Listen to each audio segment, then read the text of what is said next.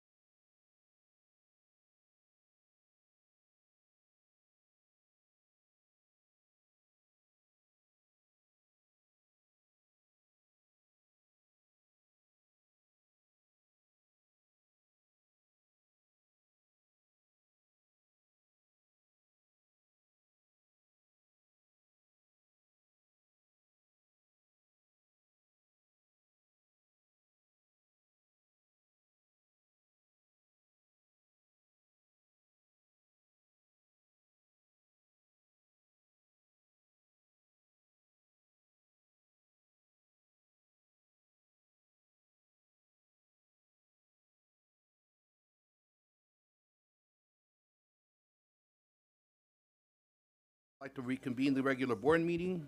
Clerk of the board, please call roll. Arancibia, Present. Emerald. Here. Lopez Zepeda. Here. Segura. Solis. Present. Aguirre. Here. Ringfield.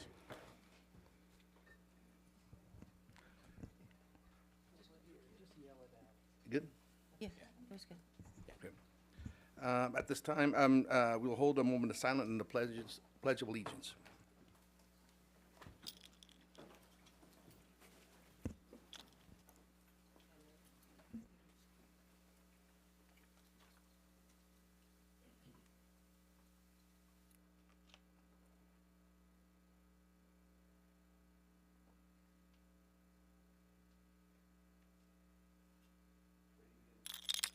pledge allegiance to the flag of the United States of America and to the republic for which it stands, one nation, under God, indivisible, with liberty and justice for all.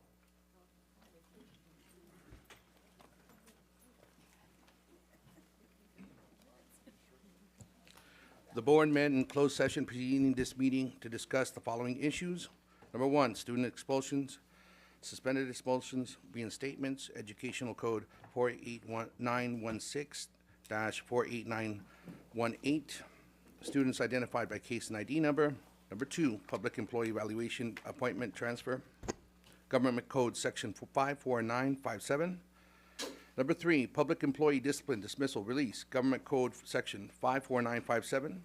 Number four, conference with legal counsel, anticipated litigation, paragraph 2 of subdivision D of Government Code Section 54956.9. Number five, the conference with labor negotiator, Government Code Section 54957.6. The board took the following action. Moved by Lopez Zepeda, seconded by Solis, to approve the reinstatement of one student with the votes of Arancibia, yes; Emerald, yes; Lopez Zepeda, yes; Segura, absent; Solis, yes. Moved by Lopez Zepeda and seconded by Solis to approve the reinstatement of one student with the vote of Arancibia, yes; Emerald, yes; Lopez Zepeda, yes; Segura, absent; and Solis, yes. Moved by Lopez Zepeda, seconded by Emerald to approve the appointment of Leila Kashani as Director of State and Federal Programs with a vote of Arancibia, yes; Emerald, yes; Lopez Zepeda, yes; Segura, absent; Solis, yes. Moved by Emerald and seconded by Solis to approve the appointment of Richard Grove as Principal at Alta Vista Academy with a vote of Arancibia, yes; Emerald, yes; Lopez Zepeda, yes; Segura, absent; Solis, yes. Moved by Arancibia and seconded by Lopez Zepeda to approve the request of leaves of absence for 6 certificated employees with a vote of Arancibia, yes; Emerald, yes; Lopez Zepeda, yes; Segura, absent; Solis, absent. At this time, I'll entertain a motion to approve the agenda for September 11, 2023, regular board meeting. Do I have a motion? So moved. Second. Ringfield. Yes. Arancibia, Yes. Emerald. Yes. Lopez Zepeda. Yes. Solis. Yes. Motion passes 4 yes, 1 absent. Today, the board is very proud to recognize one of our outstanding teachers for being named San Diego County Teacher of the Year.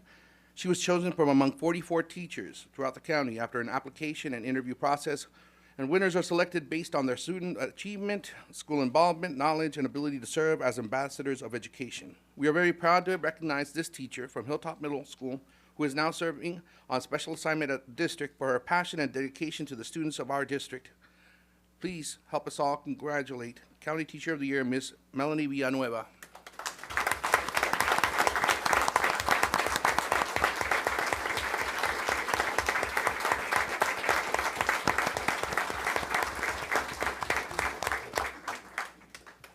I think we're going to get a pick.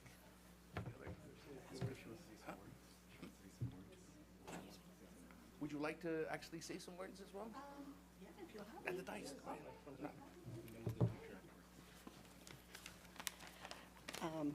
So good evening, everybody. I realized earlier today that I might need to say something, so I did actually prepare a few comments for the board and for everybody in here as well. So Dr. Aguirre, members of the board, I sincerely thank you for honoring me and for the opportunity to briefly address you tonight. While I appreciate the recognition, I also believe that it's even more important to honor our classroom teachers beyond just special occasions such as this. So I've realized in the past 2 weeks or so since getting this recognition, that I kind of have a bit of a platform now. And so something that's been on my mind for the past couple of years is I've had an increasing number of conversations with some of our best teachers, for me being a science teacher, with some of our very best teachers who are contemplating leaving the profession because they're feeling overwhelmed and they're feeling undervalued. And so I'm currently at TOSA supporting science teachers. That's part of or most of the reason I applied for the job. And I've been a new teacher mentor in the district for many years as well. So teachers and supporting teachers is the one thing that's really near and dear to my heart. Since the pandemic, I feel like it's gotten a lot harder out there in the classroom. My classroom teachers out there, yes? Yeah, okay. And classroom teachers are shouldering increasingly demanding responsibilities in the classroom. And students are coming to us with more pressing issues than ever. And classroom teaching is already a ridiculously complex profession, right? And it's also, in my view, the most important profession in the world. So when we feel like as classroom teachers that we're getting more and more heaped onto us, it can make it feel like it's impossible, right, to continue. Even if your heart and your soul is in the profession, you really can only handle so much mentally and emotionally and just in terms of the demands of the job. So I think the main takeaway I'd like to have for tonight is to ask, the decision makers in the room, are you going to classrooms? Are you talking to teachers? Are you listening to what teachers have to say, right? When you're making decisions about policy, about money, about support, are you taking into account what, our district experts have to say about what students need and what they need? And if you haven't been in a classroom in a while, I really want to encourage you, go to a classroom, sit in on a class, talk to teachers, and have your ear to the ground, because the teachers, we're the experts. We know what our kids need. And, we know students, we know instruction.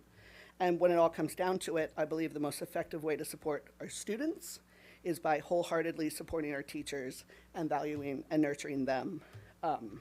Doing so will allow them to have the capacity to value and nurture our students and engage in the work that all of our classroom teachers do every day. So listen to teachers, make them feel seen and heard. Thank you.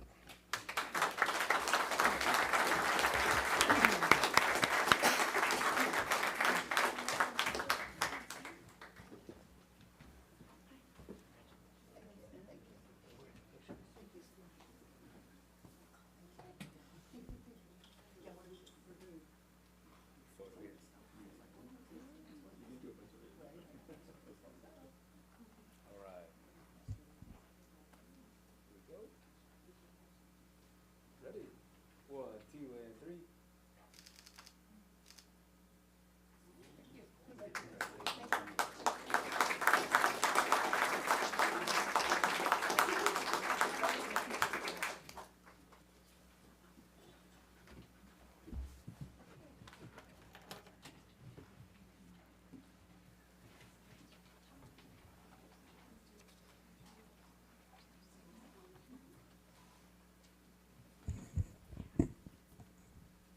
Can we give her another round of applause? I just really being considered. Thank you for your words as well. Next, the board is very proud to recognize the decade-long partnership with Southwest Sports Wellness Foundation. This is a unique program to our district, and it has helped build sports medicine pathways at each site and provide athletic trainers at each site, staff a free state-of-the-art district wellness center that provides full-service care for student athletes and provides annual sports medicine seminars for students. We really want to take the time to thank the Sports Wellness Foundation and Dr. Camarata, Dr. Kranzberg, and all the athletic trainers for their leadership and dedicated service through this partnership. I will now turn it over to Dr. Alvarez, who will introduce the partnership. Good evening, board members, Dr. Arancibia, Dr. Aguirre, community members. It is our pleasure to forge this partnership and continue this partnership with the Southwest Sports Wellness Foundation. For bringing this all together, I'm going to have Mr. Rahim Wahib, who works directly with the foundation, to introduce our incredible partners. Thank you so much.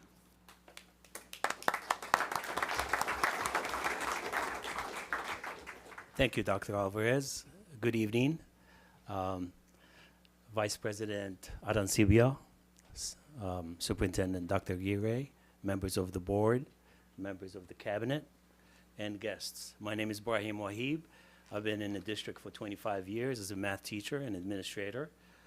So I have the opportunity now to serve as an interim career and technical education director, college and career interim director, as well as visual and performing arts director, interim director. So it's a pleasure and it's exciting for me because you actually get to see the kids working on things that will eventually benefit them in the future, even if they decide they don't want to go to college. So that's huge in what we do. As a CTE program, some of the things we'll look at are exemplary programs that meet the needs of our kids. And how we measure that, it is with high quality industry elements that are, there's 10 of them. And what we do is we check off all of those elements that are exemplary. So with this program, the Southwest Sports Wellness Foundation partnership with Dr. Camarada and the team, we have been able to do that. Recently we had a PLC meeting and we pulled all of the team, all of the athletic director and sports medicine teachers, and it was a great performance to see them working together to make sure that they plan and coordinate best lessons for kids, so that the kids, once they're done with the classroom sports medicine, they go onto the field and actually do athletic training on the field practices. So that's amazing. That's work-based learning. You can't replace that. I've known Dr. Camarada since I moved into Olympian in 2011, and I could still see him on the sideline of the football game, you know, watching and observing and serving the needs of our kids. So because of him, I saw that foundation just develop and the partnership develop, and now we have an exemplary sports medicine pathway, and that is exceptional. So without any further ado, I'm gonna let him speak a little more about the program to show you how valuable it is. Dr. Camarada.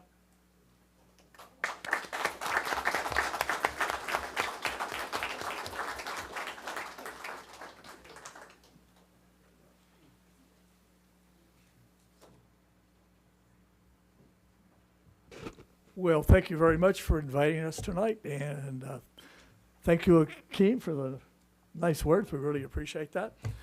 So I'd like to take this time to talk about the accomplishments that have been made, but before I do that, I have to acknowledge this would not be possible without the team approach. So at this time, I'd like to go ahead and acknowledge some people who, without them, we couldn't have accomplished what we did accomplish. So first of all, the district, Alec, back there, Estrada, and Nicole, I guess she's not here yet, but she'll be here momentarily. And then, of course, we have CTE. And CTE was just a wonderful partnership for us. We really needed them. So I'd like to acknowledge, of course, Akeem, and Tony, and Jeanette, and Ricardo. Thank you. Well, just a brief summary about how this all came to pass. I started as a team doc way back in 1964. Don't tell anybody how old I am. That's a secret by then.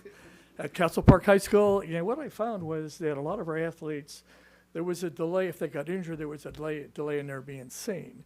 So I thought about that for a while, and I came up with the idea of having a injury clinic. And so we were able to start that about 20 years ago. And it was actually one of our other partners that I want to mention, which is MOPT. which is a physical therapy area, and we started the injury clinic at their office. So that's how this all began. But the other issue that we had at the time was that we did not have any athletic trainers. None. This was 11, 12 years ago.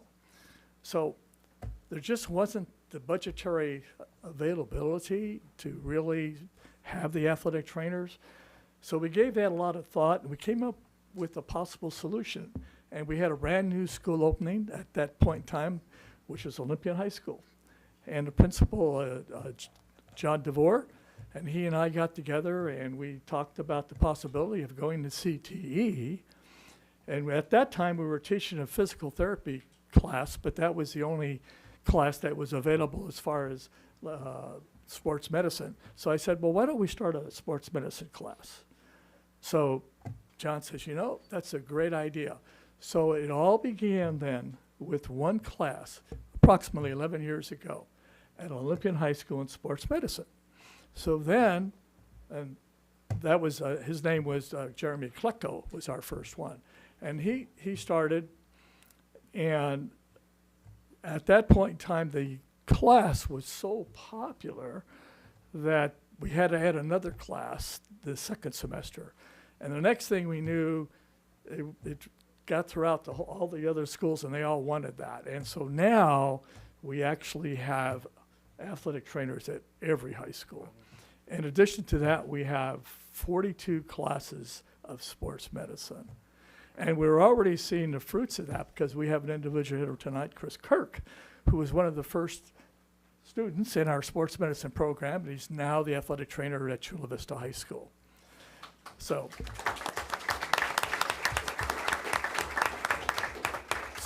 that's how that all began. So at this point in time, did Nicole get here? Oh, okay. I want to introduce Nicole. Nicole is the executive director of our sports medicine program at the Wellness Center, and she also is the executive director of Southwest Sports Wellness Foundation.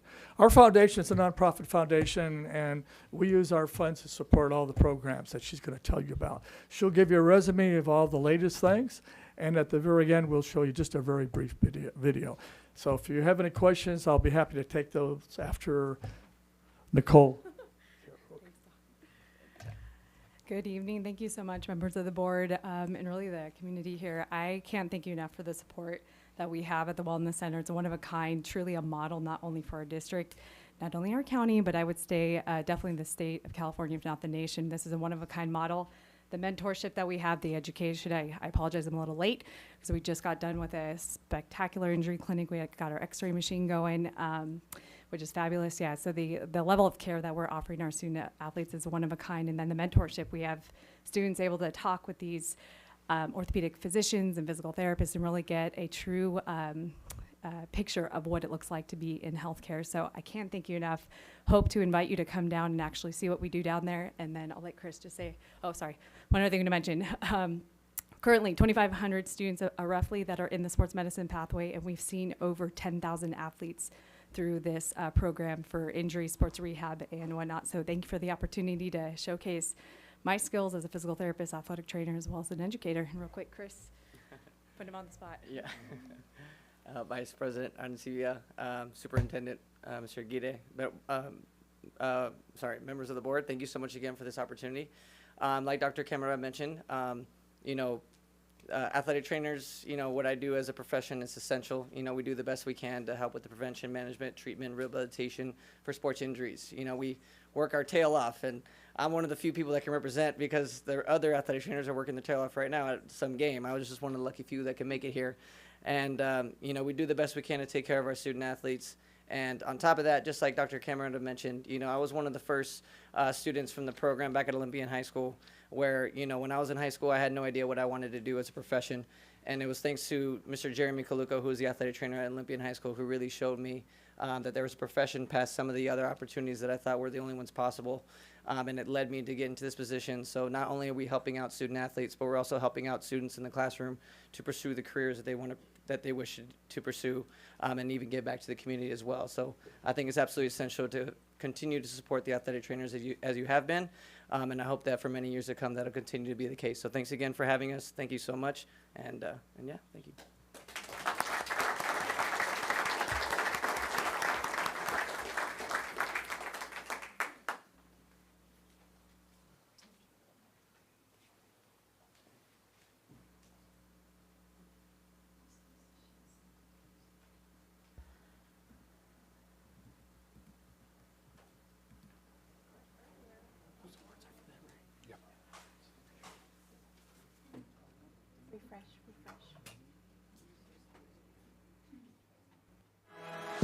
Dr. Charles Camarada, and I'm director of the injury clinic that we have here at MOPT. So our main goal really is to see these injured athletes and see them, and so we get an early diagnosis and, as I said, treatment and back to their sport safely. When I came in here, I was really surprised on how thorough the clinic went, and I just wanted to thank Dr. Zalecki for all of this, and hopefully I get a speedy recovery. Our secondary goal is to actually teach. Today I have 2 sports medicine students that are working the Saturday injury clinic, in which case I wanted to come here today to guide them, to show them what the clinical setting is all about. So in addition to what we do here on Saturday, year-round, we have one at the district office on Monday and Thursday. When we started the nonprofit foundation, we also started a sports medicine program at the high schools. So that started with 1 class. It's very, very popular, and so now we actually have 40 classes. The sports medicine program has prepared me a lot, actually. Everything I know today is mainly from that sports medicine program, networking. I was able to meet so many people through that program. I was actually able to get the job that I have today at Manual Orthopedic Physical Therapy. Everything we do, all our services are free. All the physicians donate their time. And so the way I look at it, it's a team approach, and that's why we've been successful.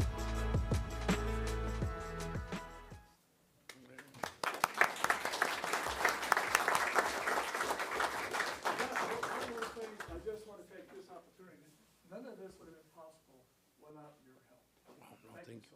Thank you so much. Come on up. We have some. Any athletic trainers that are here?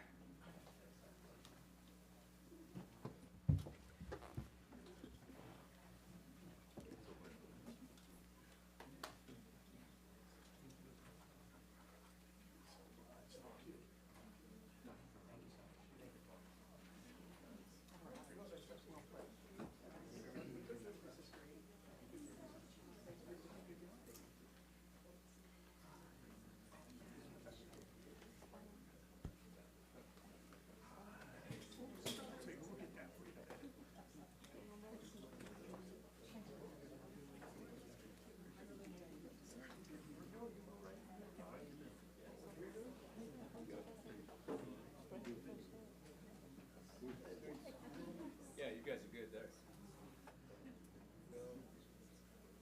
Ready, 1, 2, and 3.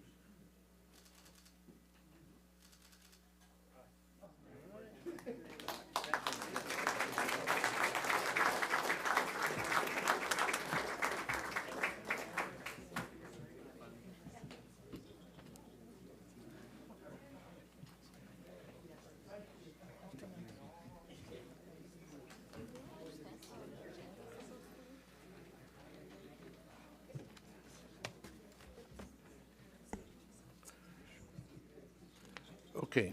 We will now have a message from the superintendent, Dr. Moises Aguirre. Thank you, Vice President Arancibia. Good evening and buenas tardes to everybody. Welcome to our September 11th, 2023 board meeting. I hope this message finds everyone doing well. Today, as we all know, represents a somber remembrance of that terrorist attack that occurred on September 11th of 2001. Our thoughts and our prayers to all the families who lost someone or were otherwise impacted by those events 22 years ago. I know I still remember to this day where I was when I first heard the news, and what an emotional time it was for us in our country and really throughout the world. And a lot of time has passed since then. I think it's important to continue to honor the memories of our fallen fellow citizens of the world, really, because the individuals in New York were citizens of the world. So it's a somber date. So our memories, our thoughts, and our prayers to everybody who was impacted. Now for what's been going on in our district. Since our last board meeting, we had a tropical storm, formerly hurricane, reach our county and necessitated our response in coordination with other agencies. We had a boil water advisory for the areas of Imperial Beach and portions of San Diego and Chula Vista. and we've had a number of heat advisories as well. All these incidents really remind us of the need to be good stewards of our changing environment and of our earth. And I really think it's important for us, whether it's through purchasing electric buses moving forward, minimizing our waste stream that we produce in all of our schools. It's really important for us to be a part of the solution. And so I'm really looking forward to some of the efforts. I know some of our students have been working with Trustee Emerald around reducing our waste stream and how we can be more environmentally conscious and how we can be part of the solution. We understand we can't do it alone, but we can definitely make our contribution. So in other areas of the district, it is also great to report that we've had an upgrade to our district's credit rating by both S&P and Fitch since our last board meeting. I think that's a testament to the focus on fiscal responsibility that we've had since 2018. Also, since our last board meeting, we have had a fun-filled set of activities for our students. For example, we've had our middle school athletic league at kickoff this weekend, and our fall season of sports is in high gear at high schools, running with various sports such as football, girls flag football, boys and girls cross country, girls field hockey, girls volleyball, girls tennis, and girls golf, as well as boys water polo. I think I get tired just going through the list of all the activities our student athletes participate in, and that's truly wonderful when we have an opportunity to be out and about and see how our students can engage in our community with our schools and their fellow students. It's really something that I think is helping to bring some of that joy that was missing throughout the course of the pandemic to our students and our community. And so with that, I would also be remiss. Board President Segura sends his regards. He's at home recovering from a bout of COVID himself. So that's a reminder that it's still with us. It's not quite the pandemic that it was, but it's still with us. So it's important to make sure we remind ourselves to acquire those vaccines and do everything that we can to not just care for ourselves, but also care for our fellow members of Team Sweetwater and really our broader community. And so with that, thank you for the opportunity to serve. Muchas gracias. Thank you, Dr. Guerin. We will now have a report from the Student Board Representative, Mr. Isaiah Ringfield. Thank you. So this report is going to be fairly short. In the past week and a half, a lot of our ASB presidents have been working on their fall sports assemblies. So at the beginning of these new fall sports, that's when the assemblies kick in. So last week was really like the brunt of the work for a lot of the fall sports. So we had a lot of presidents that couldn't make it. So it's fairly short. So what ASB presidents have seen the past couple of weeks is the fast reaction times that campus assistants and assistant principals have had to violence on campus, whether that's, different altercations, physical altercations, or even, non-physical altercations going around on campus. Assistant principals and campus assistants have been huge at immediately responding to those effectively. Whether that's taking control of a situation and really they've been really, how do I say this? They've been not only stopping the altercations, but improving the kind of the climate after that. So that was a huge theme throughout the meeting that they reported on. One thing, a negative, is bathrooms. Multiple campuses have had one bathroom open on the entire campus to help with, what they've heard is that it's to help with vaping in bathrooms, violence, like I said. But one bathroom open throughout the entire campus is huge. When you're talking about 2,000 plus students on campuses. So that was a huge thing.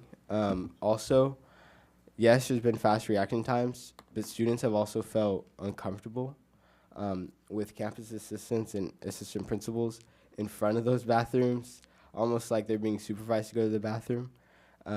Students have felt discomfort with that. But again, a huge theme was bathrooms. That one bathroom being open, bathroom cleanliness, bathroom vandalism, and also the brunt of violence is also going on in bathrooms. So having all that in one bathroom, that's an issue that their own ASBs have been trying to tackle. But there's only so much you can do as an ASB. A lot of it falls on admin. And they've also been doing everything they can, but it was a huge theme throughout the meeting was bathroom safety, bathroom cleanliness, overall. That's all.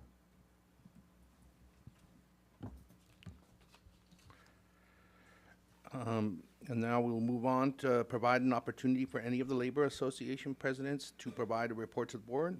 First, we will have a report from SCGA President Michelle Beal.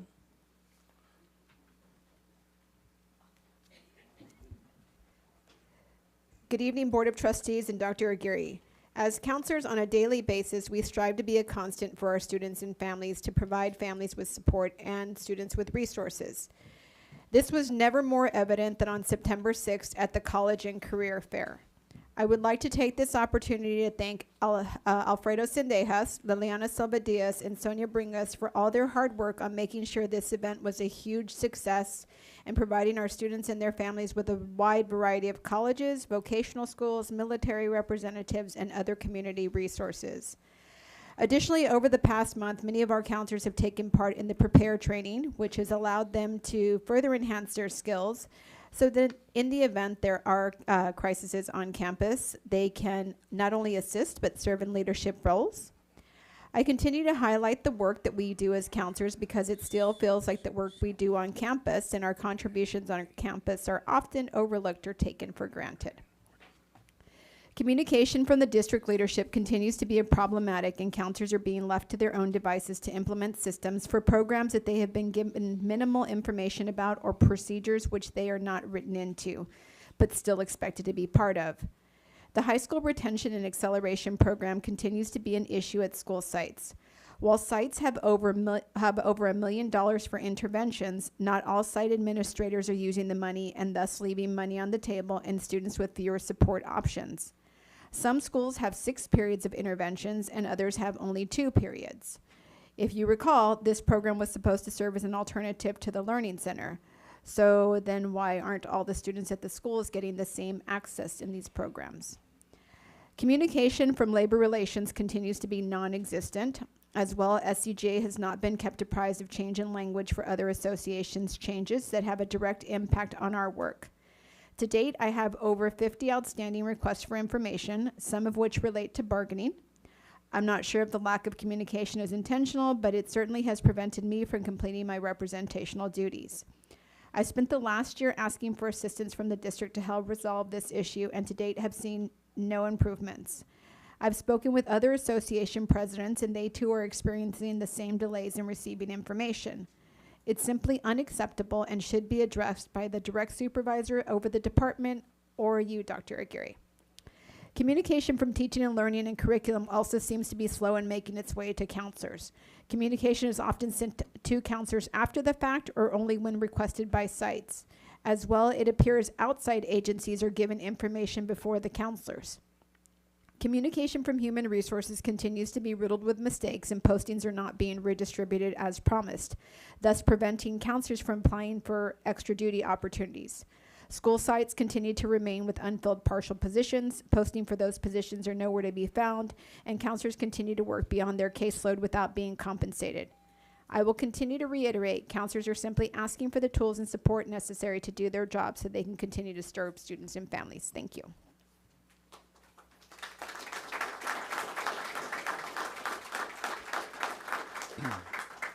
Are there any other labor presidents who would like to report to the board? President Ugarte. Good evening, Vice President Arancibia, Dr. Aguirre, trustees. Report to the board is a chance for labor presidents to report to you the work that we've been doing since the last board meeting, the concerns that we have in regard to our work, and to ask for your assistance with that work. In that spirit, I'm going to give you some history. Tonight, the shirt I wear represents the teachers who were placed on the RIF leave. It is pink for the pink slips that they received on March of 2020. At that time, I stood before the then board and pleaded that the board not vote in favor of the layoffs, but we know how that turned out. The dais looked very different at that time, and the HR department has completely changed from those who signed off on the RIFs in March 2020. From the moment I knew that I was going to be president of SEA in April, I began working with the new directors of HR to have teachers on the RIF list get their permanent status reinstated. Since May 30th, SEA has worked hard and is happy to report that as of Friday, 51 teachers have regained their permanent status, when we were told it would only be 7. My ask of you is that you help me in gaining a modicum of respect and consistency for the 17 teachers who are teaching on temporary contracts that remain on this RIF list. It expires at the end of this month, and they are nervous at the prospect of losing their seniority rights and permanency. They have remained steadfast and faithful throughout the pandemic to now. Please ask the cabinet what can be done for these teachers. I am also here tonight as the spokesperson for all of SUHSD's labor partner presidents. We stand before you tonight, the combined presidents of SEA, SCGA, NAGE, and CSEA, labor representatives for all non-management employees in the district, to share our concerns regarding upcoming negotiations. Historically, labor negotiations at Sweetwater Union High School District have not included a general counsel or attorney from either side. As such, we believe our negotiations have been conducted in good faith and achieved mutually agreeable resolutions. It is our belief that by allowing general counsel to be at the bargaining table, it exerts undue negative influence on the collective bargaining process. As labor presidents, we acknowledge that we cannot dictate or control who is on the district's bargaining team. However, we respectfully request that general counsel be relegated and assigned to the negotiations role as advisory only, as delineated in the job description, and not be present at any of our bargaining tables from this day forward. Thank you.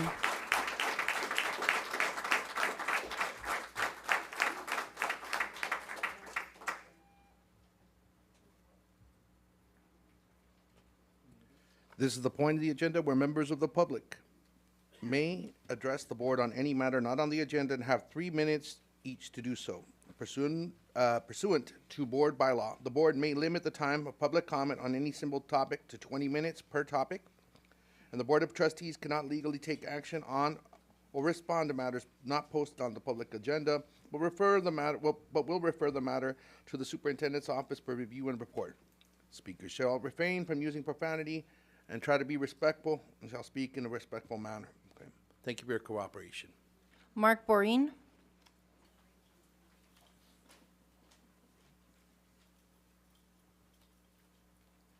Good evening.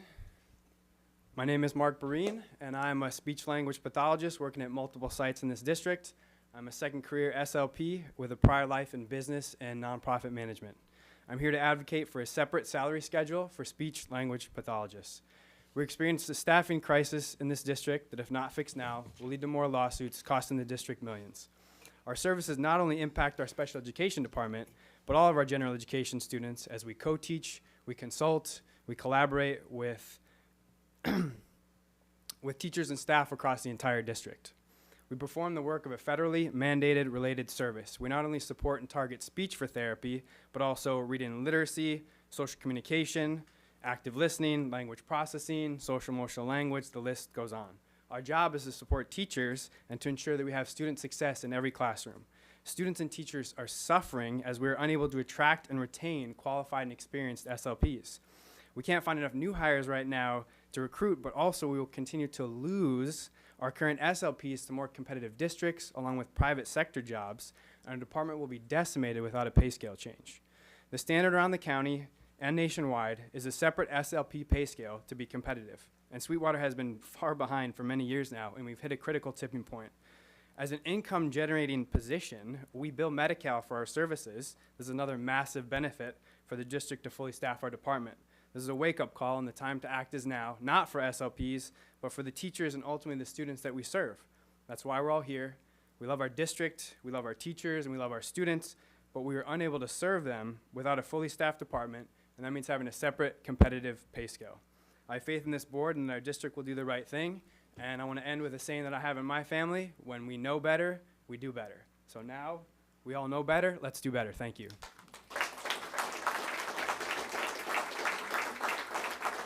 Jennifer Shafron.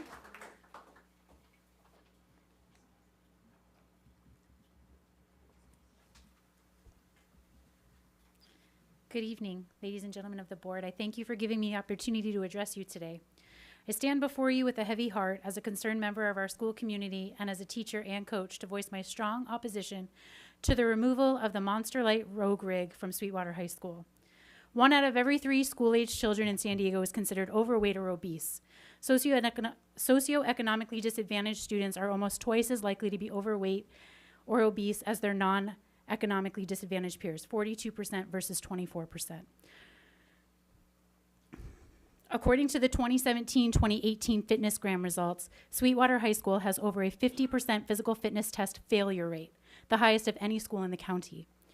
It is because of this and my love of CrossFit and my desire to see the students live their best lives, I decided to unite my passion and start Unified CrossFit, a nonprofit CrossFit affiliate dedicated to serving students who are at risk for health challenges and chronic illnesses. In April of 2021, I spoke with my principal at the time, Dr. Maribel Gavin, about bringing a program like this to our campus. In June of 2021, Cesar Fernandez from the district office in charge of the Assets and Grants program for Title I schools, as well as Dr. Alexander Salazar, Dr. Gavin, our athletic director, our ASB principal, our after-school team, and the alumni who were able to provide the equipment for this program, set up a series of 3 meetings. The first 2 meetings were to discuss what the Amadas and I needed to initiate the sale of the equipment, and then a design meeting drawing up plans to visualize how this would look after it was installed. After the 3rd meeting, it was determined that the rig and other equipment would be delivered to the school on July 1st, 2021. Upon its arrival under the direction of Dr. Alex Salazar, the custodial staff began installing the Rogue rig. It took nearly 5 hours and it looked great.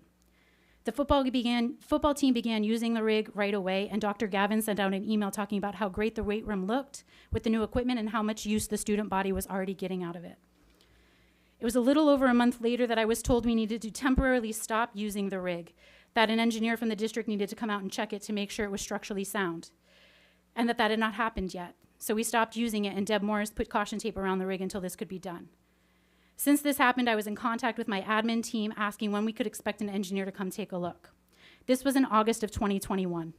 In July of 2022, when the new school year started, there was caution tape around the rig again, and no clear answers were given. In 2023, with a completely new administration team at our site, caution tape was once again placed around the rig. It was at this point that I reached out to the district office directly. I wanted some answers after over 2 years of not getting any, but rather than receiving a response, I was CC'd on an email from the superintendent that suggested I was overstepping my purview, and that because of this, he has demanded that we cease and desist, and the rig is to be removed immediately. Since this email, his desire to remove the rig in his erroneous cease and desist testament, what was over 2 years of waiting for a simple okay, turned into secretly coming to campus and ripping away what could have been a major asset for the school's student body, community, and as a whole, making our weight room at SUHI equitable for all students. It is odd to me that our district motto is putting kids first, yet we seem to be a district of no when it comes to the betterment of students. Removing this equipment was not only an abuse of the grant and Title I funding used to pay for it, or simply a Title IX violation, but was also a disservice to our students and community. It is hard to believe that such an adept and esteemed group of administrators and district-level supervisors and TOSAs could allow this to happen on their watch.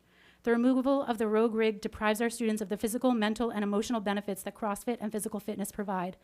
I am dismayed that the superintendent did not make any attempt to reach out to me to learn about this valuable program, its intent, or the successful outcomes the program achieved when it was first instituted. I urge the school board to reconsider this decision, invest in the holistic development of our students, and support the journey toward a healthier, more successful future. Thank you for your time and consideration. Sean Hanashiro.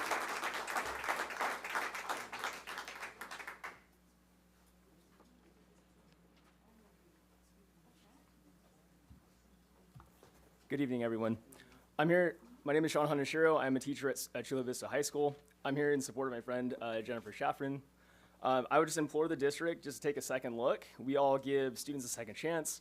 Perhaps actually sending out an engineer to actually look at the rogue rig or the implementation of when it was first purchased, under which funds it was utilized to purchase those, in the amount of roughly $3,000, whether it's from Title I funds or it was from a program called Assets. I would implore you to look upon that and to make sure that there's no violations that were actually created. If we're here celebrating a momentous achievement of having sports medicine throughout the district and over at 42 different teachers and 42 courses, what a better opportunity to give students and this district some positive media attention with having CrossFit. I know my friend, I met her in grad school. She's a much better teacher than I am. I'm also a teacher who was on the RIF list for 4 years and recently hired back. I'm proud to be part of this district, but let's be even prouder of this district if we allow students to achieve even greater. Underneath this shirt, I don't want to unbutton myself in front of the entire board, but I'm actually wearing the Sweetwater putting students first. I haven't thrown away that shirt for 4 years. Actually, the first year I was hired in 2017, but I kept it because I love this district, I love the students. So please give that rig, the rogue rig, a second chance, whatever it might be. If you need assistance, I don't know what I can do, but I'd love to offer up my time. So thank you. Alex Anguiano.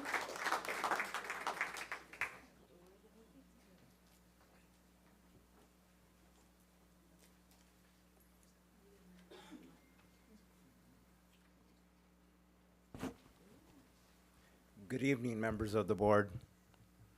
Mr. Ringfield, sir. This morning I woke up at 4 o'clock. I looked at the internet to look at who was on the board nowadays, and it gave me great joy to see your smile. Thank you.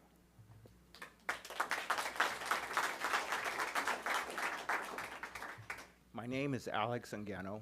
I'm a teacher in the district. This is my 38th year.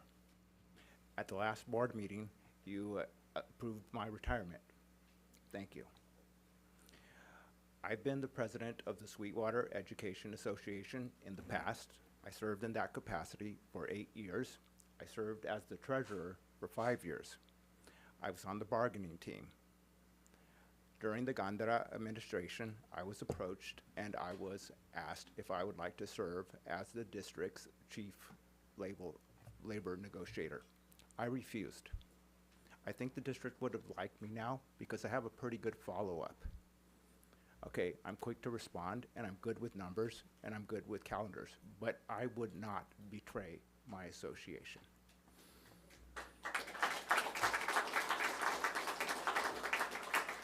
I tried to resolve a problem at Hilltop High School that was a district-wide issue with my site administrator last week. Okay, the issue has been turned into a grievance that I gave to Dr. Aguirre. The reason I did that was because I wasn't getting a response from labor relations. And all I simply wanted was a document, and it hasn't been provided, and therefore, if it exists, and therefore I gave you the grievance. So let me tell you what the grievance is about. The district is in current violation of Article 32.5 as the district has not abided by the following contractual language. As soon as possible after the ratification of this agreement by both parties, the district agrees to print and provide without charge a copy of the agreement to every employee in the bargaining unit and a sufficient number to the association in order to represent its members. Now, you may think this language is obsolete, but nevertheless, it is the language, and we need to abide by it, period, until it's revised. Now, in the proposed remedy, I said that you shall abide by it immediately. Now, if there is an agreement, I requested a copy, and none was provided to me in our preliminary stages of this grievance. So please provide it if it exists. Okay, so if you have any questions, I'm here to answer them. No? Okay, thank you everybody and have a good evening.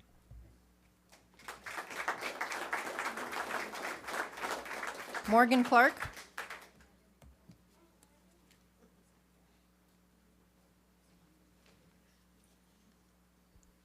Hello, Superintendent and members of the board. Met most of you, but my name is Morgan Clark. I'm an SEA board member. I also teach English 9, co-teach at Otay Ranch High School. I have taught 9th grade English for 5 out of the past 7 years, which has its own struggles. But my experiences teaching co-teach for the last 3 years have really opened my eyes to the unique issues faced by our special education teachers. In addition to a full schedule of 5 classes, special education teachers in our district have a caseload of up to 28 students who they are responsible for writing IEPs for, monitoring their grades, and checking on throughout the semester. The district co-teach training noted that co-teachers should have an equal share in prepping and grading for their co-teach classes, meaning at most, special education teachers have half of a prep period to manage their entire caseload. Of course, that's if a teacher does have mostly co-teach classes. If they primarily teach fundamentals or supplementary classes like study skills, they often have to prep lessons for 3, 4, or even 5 different classes. Study skills as a class has no class cap currently, so special education teachers could have up to 40 students in that class who they have to tutor in every single subject. Even if their students all struggled in the exact same subject, the teacher has to contend with different general education teachers who work at different paces or have different standards. Yes, special education teachers do have IEP days, but 1, they are not enough to do all of their IEPs in a year. Any special education teacher will tell you that. And 2, special education teachers are very hesitant to take any time off, considering they rarely get subs to cover them, or the subs we do get are not equipped to teach a fundamentals course with all the modifications and classroom management that entails. On top of all this, we have a district-wide shortage in classroom aides, resulting in sometimes illegal or contract-violating student-to-adult ratios in a classroom.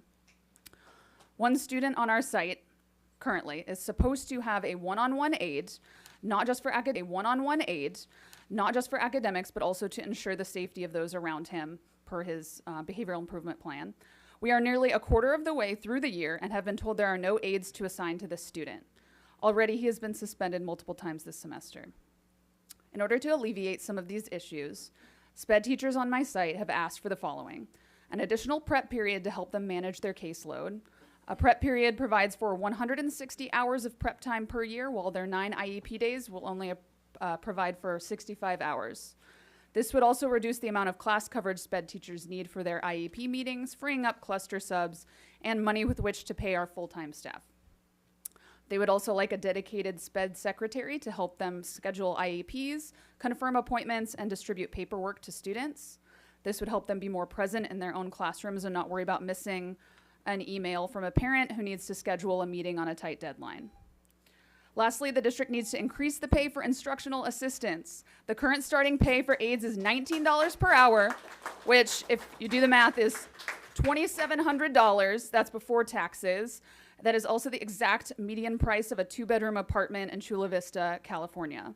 The reality is that the position of IA is not a career job for the vast majority of our aides, so we get a lot of folks who stay for a year or 2, go off to get their teaching credential or another job that can actually pay the bills.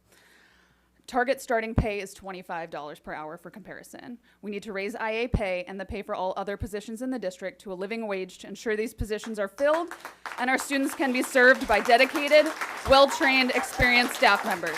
Thank you.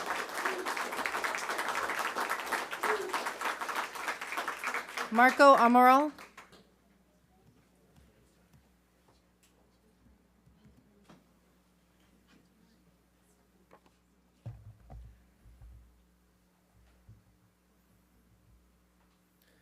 Trustee Ringfield, older peoples.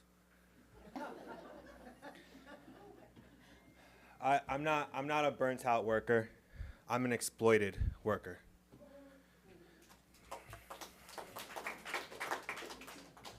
I'm gonna read you something. My name is Marco Amaral, Castle Park High School special education teacher. I'm one of those teachers with more than well over 20 students on my caseload. I teach 4 different sections. I'm the MECHA advisor. I'm the Black Student Union advisor. I am in charge of our garden club. I am also a union rep. Yeah, I'm hella tired right now. I also had 2 IEPs today. Let me read you an email that I got today, not from a colleague in mild mod in the fundamentals program, but a colleague in the moderate severe program. Yes. We have 11 students on campus who have been assigned one-on-one IHCAs, instructional healthcare assistants, to them, but we do not have the staffing to support them. We are learning that these IHCAs openings are not being posted from our site. Our site also receives 0 IHCA substitutes whenever one of the few IHCAs we have are out for any reason. Starting September 19th forward, I just learned today, I will be left with 0 aides in my class, for example. I have 4 students in wheelchairs. I have 3 students who are supposed to have one-on-ones written into their IEPs. I have a medically fragile student who has a feeding tube who requires a trained staff to do this process twice a day. Each feeding in is 80 minutes. Most of my students require hygiene support 3 times a day, which takes 2 IHCAs at a time and away from my classroom to support them. I have students who require feeding. I have 3 students with seizure disorders. Most of my students are nonverbal and require direct supervision and support. I also have 1 nonverbal student with autism who wanders the room constantly, tries to leave the room, grabs things off the desk, counters, and throws them. He at times hits others. These are parts of our jobs that we are used to each year in many ways. However, the heightened concerns are now extremely magnified when we do not have the proper staffing and resources to keep safe our most fragile dependent students on campus. My class is just one of many classroom examples. The moderate, severe, and PVA teachers, ICAs, and IAs are being asked on a daily basis to patchwork things together best we all can. All of this is leading to staff exploitation, high levels of anxiety, and wear and tear for staff both mentally and physically, not to mention students' needs not being met, which is against the law. Our first care is to keep all our students safe. Yet, without the correct staffing supports for our students, we are both out of compliance and experience major safety concerns. Y'all, if you think that your lawsuits right now are bad, wait till what's coming. Like, you know, you don't have money to spare. We need your help, and we need it real bad. Additionally, I would just like to point out we have a large concentration of transborder students with disabilities that no one seems to have ever talked about or care about. These students are disproportionately in West Side schools, and our SPED departments have no way to really assist these students because many of us are not trained, for example, to teach the intersection of long-term English language learners with disabilities, right? And so these are just one of many complex, compounding, integral factors that we deal with on a basis. Again, I am not burnt out. My colleagues are not burnt out. We are damn exploited.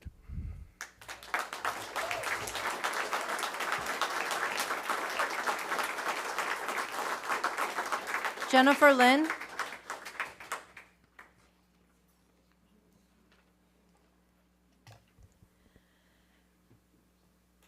Ladies and gentlemen of the board, thank you for letting me speak this evening. I recently attended an online meeting about Article 37 with special education teachers. There were lots of people present, and I have to tell you that the Mod Severe issue, that program in particular, is very dire. It's not just the site you heard of.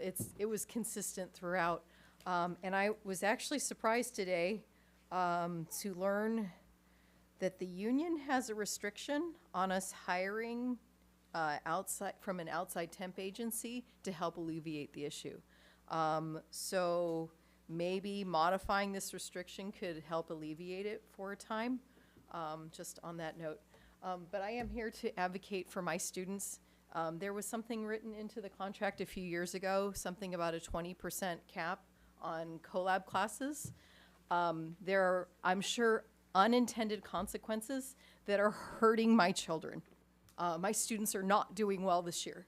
And as a result, I'm not doing too well in trying to serve them. I've always fought for my kids. And now there's this cap. The cap would be great if I only had 14 special ed students. But we've built our program. Our elementary schools trust us at my school site. And I'm starting with 25 students. That's starting. There's already at least 5 on the list in 7th grade alone that probably are going to need my services, which ups my numbers even more. Our enrollment is extremely low in general ed. I love my small class sizes, but when there's 26 in my English class and 14 of them are mine, you know what that percentage is. Every single one of my students is doing fabulous in that class. It doesn't matter the percentage. Right now, though, starting today, those kids are getting ripped out of those classes and sent to other classes because it's more than 20% of the population. So I'm sure the intent was probably somehow to help kids or teachers. I don't know who that was supposed to help, but it has hurt my kids. So rather than being able to support them in all 4 subjects like I've always done, we're going to distribute them to 2 different math teachers, 2 different English teachers. Nobody will be on the same page. The plan is just to let them fail in world cultures and science. And I just am here to plead with you that the cap has hurt people. It's a lovely idea, but we don't have the funding to hire enough teachers to treat my kids fairly. So please, I'm sure it was supposed to help. Please remove that when you renegotiate. Thank you very much.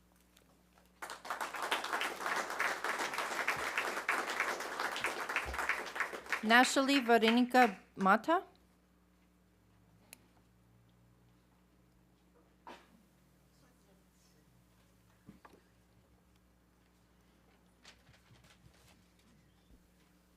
Hi, good evening, members of the board. My name is Nacheli Veronica Mata, and I'm here tonight on behalf of some of my colleagues at Buena Vista High School, but most importantly, on behalf of the students, the families that we served on a daily basis during this challenging time of special education teacher shortage and overall decline in enrollment. I cannot avoid thinking about some of the contributing factors that have led us to this place. I know some of are completely outside of our control, but others we can definitely improve by coming together and honestly putting our students first, our teachers first. Differently than doctors and first responders, if we as teachers are not given the tools to respond effectively, no one dies immediately. However, the hope and options for our students and their families do die. Our colleagues burn out and leave the profession. Not because they don't care, but because they can continue to feel like they're set up for failure. If we don't have a way to systemically provide students with the sense that they can achieve and the tools to achieve, we negatively impact the rest of their lives, especially within our special ed population. Our students in the fundamental settings have been the most affected by the closure of the learning centers. Although there's a reduced graduation plan and credit recovery for general education students, credit recovery for general education students, known as APEX, following the same expectation for special education is not an equitable option for our students in the fundamental setting. Seniors in the fundamental setting who have qualified for a reduced grad plan have to take random electives that don't fulfill the levels of need or support. Instead, some of the classes discourage them from attending their school because they know they're not going to be successful, especially those dealing with anxiety and issues outside of school. The way credit recovery has been set up is mostly by asking students to come after school to make up a credit. However, this is in addition to their current workload. Many of them are failing the current courses. We need more funding and support for effective intervention in order to prevent students from failing to begin with, including some wraparound services, but also additional funding to be able to offer credit recovery options throughout the day, just like the general education population has with APEX. After COVID, many of our students in general, but more specifically in SPED settings, have been affected by mental health issues. Yet there are very limited resources for mental health services for those students who don't qualify for ERMs. If they try to get help through their insurance, some of the students have to wait over 6 months to see a therapist. If their emotional health is impacting their attendance and they don't have someone at home, like some of our students who live in single-parent households, they get in trouble because of their lack of attendance, but also they fall further behind academically. We need a proactive approach to support those students who are in need of wraparound services. When it comes to master scheduling, we're not being equitable. Although we were able to reduce for some the SPED Gen Ed ratio after the last year's change in the percentage to the actual number of students per class, we did not eradicate the actual problem. Class sizes in co-teaching are over 40 students, and some are not balanced. For instance, some of my colleagues have 40, 41, and 20 students. Per one of our current co-teacher input, just because there are 2 certified teachers in the class, it doesn't mean that the classes should be packed with students. I had 52 students in one class for several weeks. It's just wrong. It makes me want to no longer teach, because how can I meet the different needs of my students if the class is packed? Some students didn't have to. It's time. All right, thank you. You did not stop any of the other speakers that went over a minute. Yeah, the time went over, I'm sorry. Thank you. It can be a point of order, just what needs to be reflected, that today in this meeting, other speakers were allowed to go past a minute. I'm sorry. Thank you very much. I appreciate it. Can I give you a copy of the rest? Please, I'm more than happy to take that. Thank you very much. Thank you. All right. Michelle Beal. If somebody speaks out of order, I'm going to ask that you leave, okay? That's just, that's an interruption. We're just going to continue down the road. Thank you very much, Ms. Beal. Go for it. So I actually forgot I put a card in for D2, and I wasn't going to speak tonight, right? Because amazingly enough, I didn't really have much left to say. However, I know. However, after listening to the words of Ms. Villanueva and many others here tonight, I felt it appropriate to take a minute and jot some things down that I thought needed to be said. I agree. I 100% agree. Employees are feeling overworked and underappreciated. Yes. How do you, as a board, as cabinet, and as a superintendent, gain a true understanding of all that we, counselors, teachers, bus drivers, IAs, campus security, IT techs, maintenance workers, cafeteria workers, and all classified? How do you gain an understanding of what we're feeling on a daily basis?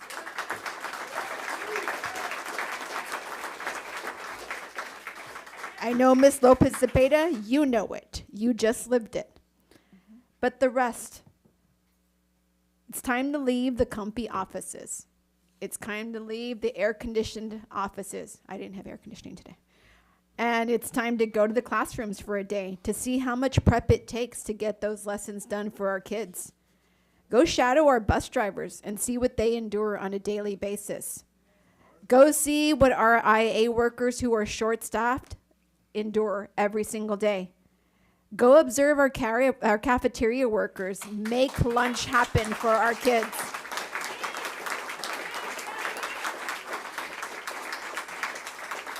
And if you really, really want a challenge and you want to get a taste of counseling life, I invite you to come to the opening of school within the first 10 days.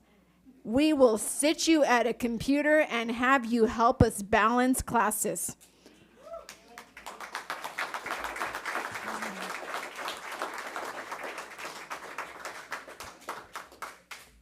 After you recover from the carpal tunnel, we would encourage you to continue to get out there to see what the rest of our folks are doing. Our district is very, very fortunate to celebrate a lot of accomplishments. But the reason that we were able to celebrate these accomplishments is because of the staff.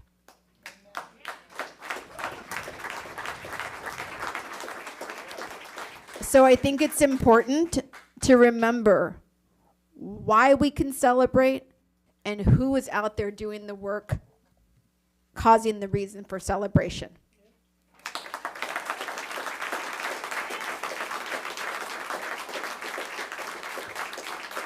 Kathleen Shears.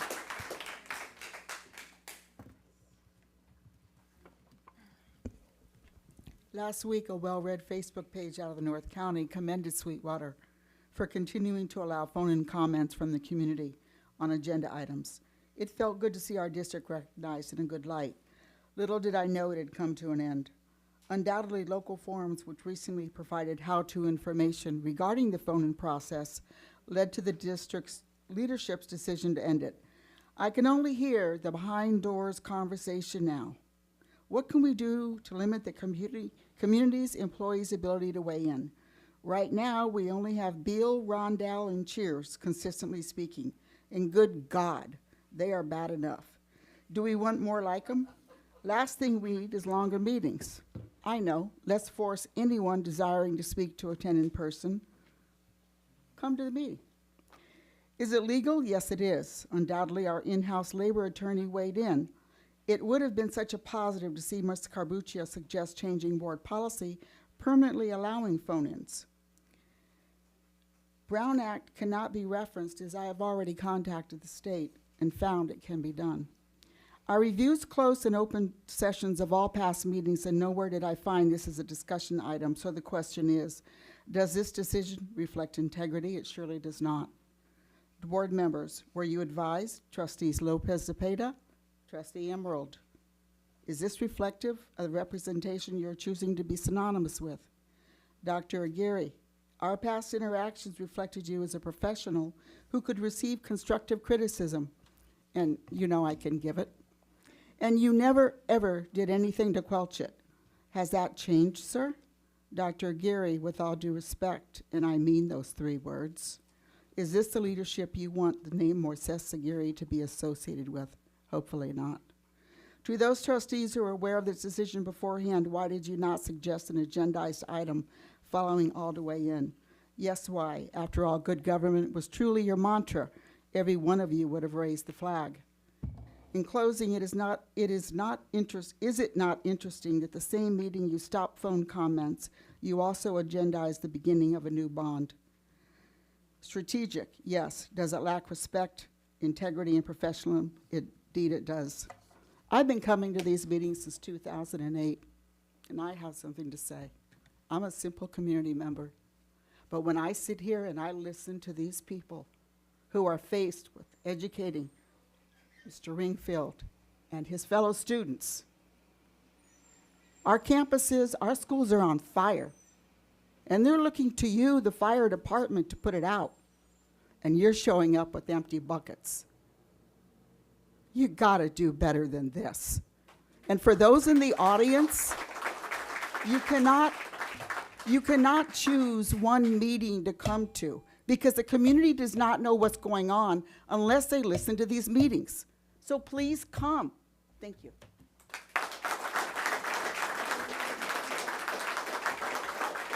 No further speakers. Okay. Clerk of the board, then, will you please read the items being pulled from the consent agenda? Yes, I have one change on board agenda item G3. The backup document for change order number 16 has been revised to reflect a service fee discount of $200,000 as outlined in section 1.1.5. The backup document has been revised on Novus. The following items are pulled: F3 by staff, F7 by the public, G3 by the public, G4 by staff and the public, H6 by the public, K1 by the public, K6 by staff and the public, L1 by the public, M1 by the public, M2 by the public, N1 by the public, O2 by the public, O3 by the public, and Q6 by the public.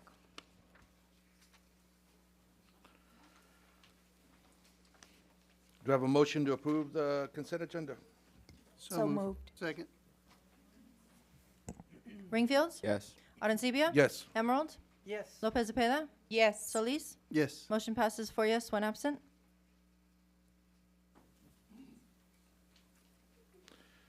So we will move on to F3, report on board requests for information and policy direction to staff and board communication. Go ahead, Trustee Zepeda. Okay. Good evening, everyone. Buenas tardes a todos. This month has been very, very exciting. I attended several different events, starting with the College Board Big Future $40,000 scholarship winner at Olympian High School for the student Caitlin Farley. I also attended the Sweetwater College Fair and Career Expo. That was wonderful. And I attended the 10th annual security training provided by the district. That was crowded. Lots of people there. In the events that I attended or participated in, I was marveled by all of the wonderful work that was done in cooperation by everyone. In particular, this time I really want to focus on the counselors.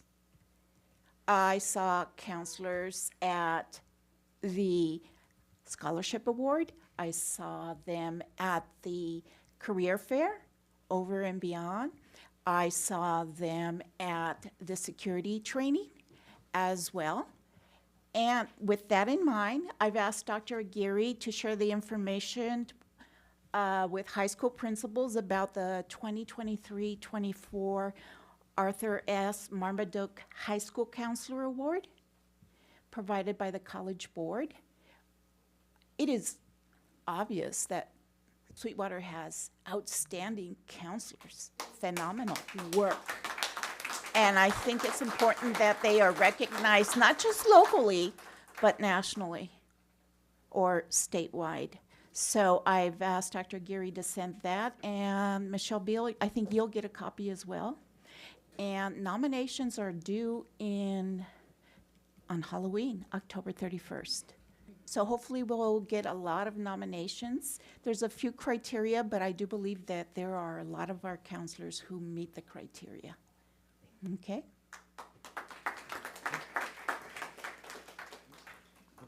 I just wanted to mention one thing and congratulate Jose Olagi from, I think it's San Isidro, but I saw his name up on in the newspaper, and I saw it passed out in some alumni papers, and I talked to one of my mentors, David Avalos, who had been there. Congratulate him for participating in the new Chicano Park mural commemorating Mecha, and I just want to give him props because that's another part of the community interacting with the school district, and I just want to make sure that's really recognized because I think it's an important part of our community. With that said, I don't think we have anybody else that wants to comment, so why don't we move on? Do we go on right at this point, right? This is my first time doing this, so pardon my nerves and my stumbling over and rambling at the times, right? So I think it's F7? Yes, sir. I have one speaker, Michelle Beal.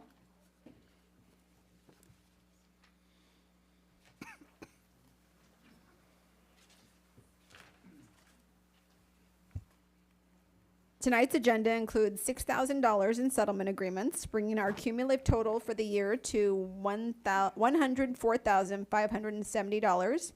Again, I would like to note that the amounts reported are misleading as the district is not fully disclosing the full cost to taxpayers. For example, N1 includes $7,500 paid in legal fees to Seth Schwartz. It would be appropriate for the district to accurately report settlement agreements and all costs related to agreements. If we're going to act in the spirit of transparency, then let's not hide the legal fees and the purchasing details. I think tonight we can all have a better understanding of why we continue to pay settlement agreements, and it has a lot to do with what you've heard tonight from our special ed teachers. Additionally, tonight's settlement agreement includes a $4,074.84 wage claim. At last month's board meeting, President Ugarte spoke to the continued delays in staff not being paid for work completed in a timely manner. Employees who complete work should not have to resort to filing wage claims. I don't know where the delay is, but it needs to be corrected. It's my understanding that there were a number of pages of 1/6 for certificated staff members that were not inputted before the payroll deadline. Is it fair to ask these individuals to have to wait yet another month to be compensated for work that they've been completing since the start of the school year? Dr. Geary, on September 6th, I provided you with a list of approximately 23 SCGA members who, since July 10th, have been working beyond their contractual limit and have yet to be paid. This is the same list I submitted to Roberto Rodriguez on August 24th, 2023, and I have yet to receive a response from Roberto. Dr. Aguirre, I'm asking for your assistance in ensuring that employees are timely paid for work completed. Ms. Lopez Cepeda, I do thank you for being the only board member to respond to my request for assistance in this matter last month. I also had drafted communication regarding a concern over current situation of ERMS therapists in our district. But it appears that I do not have to read that communication. It's crossed out. Dr. Aguirre, I thank you for your assistance in ultimately doing what's right by the students in this district and providing them with the appropriate services that they are entitled to as described in their IEPs.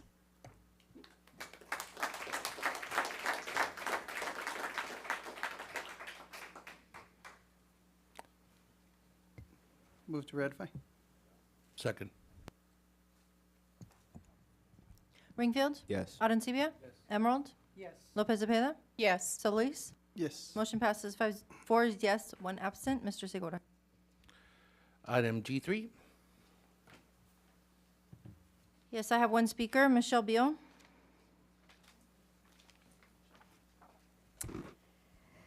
So we've allocated another hefty $2.5 million to N4. I think Deanne said something about a $200,000 credit, but so what does that make it? $2.3 million for N4?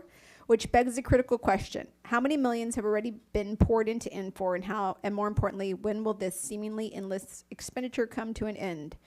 It's crucial to recognize that N4 is just a fraction of our comprehensive cost for Sweetwater's enterprise resource management systems. Even in my capacity as a counselor, I can't help but question the rationale behind our decisions. During the county's transition to PeopleSoft, all districts, with the exception of San Diego Unified, made the prudent choice to adopt PeopleSoft as their enterprise resource planning system for comprehensive operations management, including payroll processing. In stark contrast, our district chose a divergent path, incurring expenses for the PeopleSoft system regardless.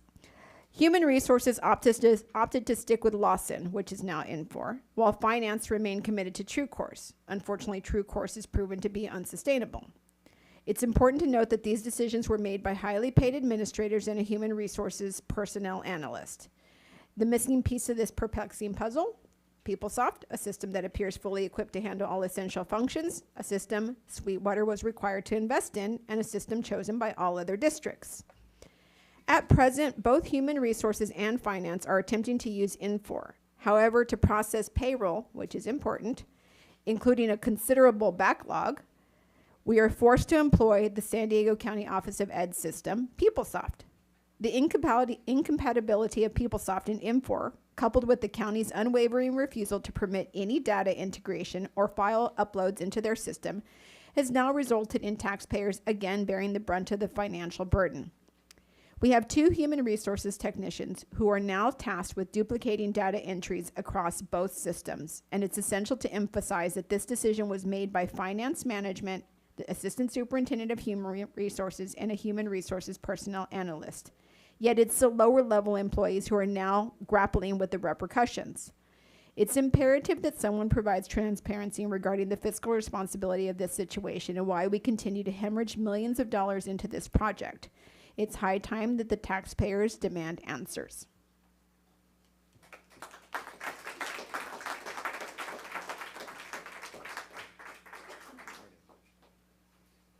And I know I had a question or two about this as well.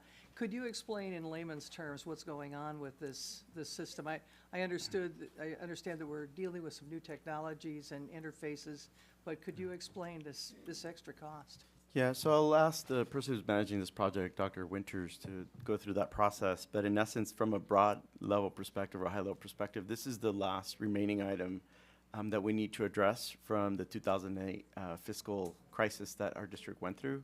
This was something that was committed to be applied in order for us to be able to address that particular situation and with all the different agencies that were involved at that time. So this really is the last item that we have to complete to be able to be done with those commitments that were done, is the kind of the higher arching response. But I'll ask Dr. Winters to talk about through some of the mechanics that he's been working through. Dr. Winters? Thank you, Vice President Arencibia, members of the board. And so the reason for this additional ask of funds for this project have to do with the vast number of customizations that are needed to complete the project. N4 offered an out-of-the-box solution that is used throughout the country, but California has very unique requirements, and it's really not about customizations that are personal choices of Sweetwater, but requirements for the state of California or requirements by the county to integrate with PeopleSoft, as Ms. Beal just mentioned. And so it's those customizations that have led to more time necessary. And time, of course, means additional funds, and that's really the reason for these changes at this time. So Are we going to trust our superintendent saying this is the last one, the last change? I believe these meetings are recorded, so we'll go with that, yes. All right, thank you so much. Thank you. Can I also ask something, Dr. Winters?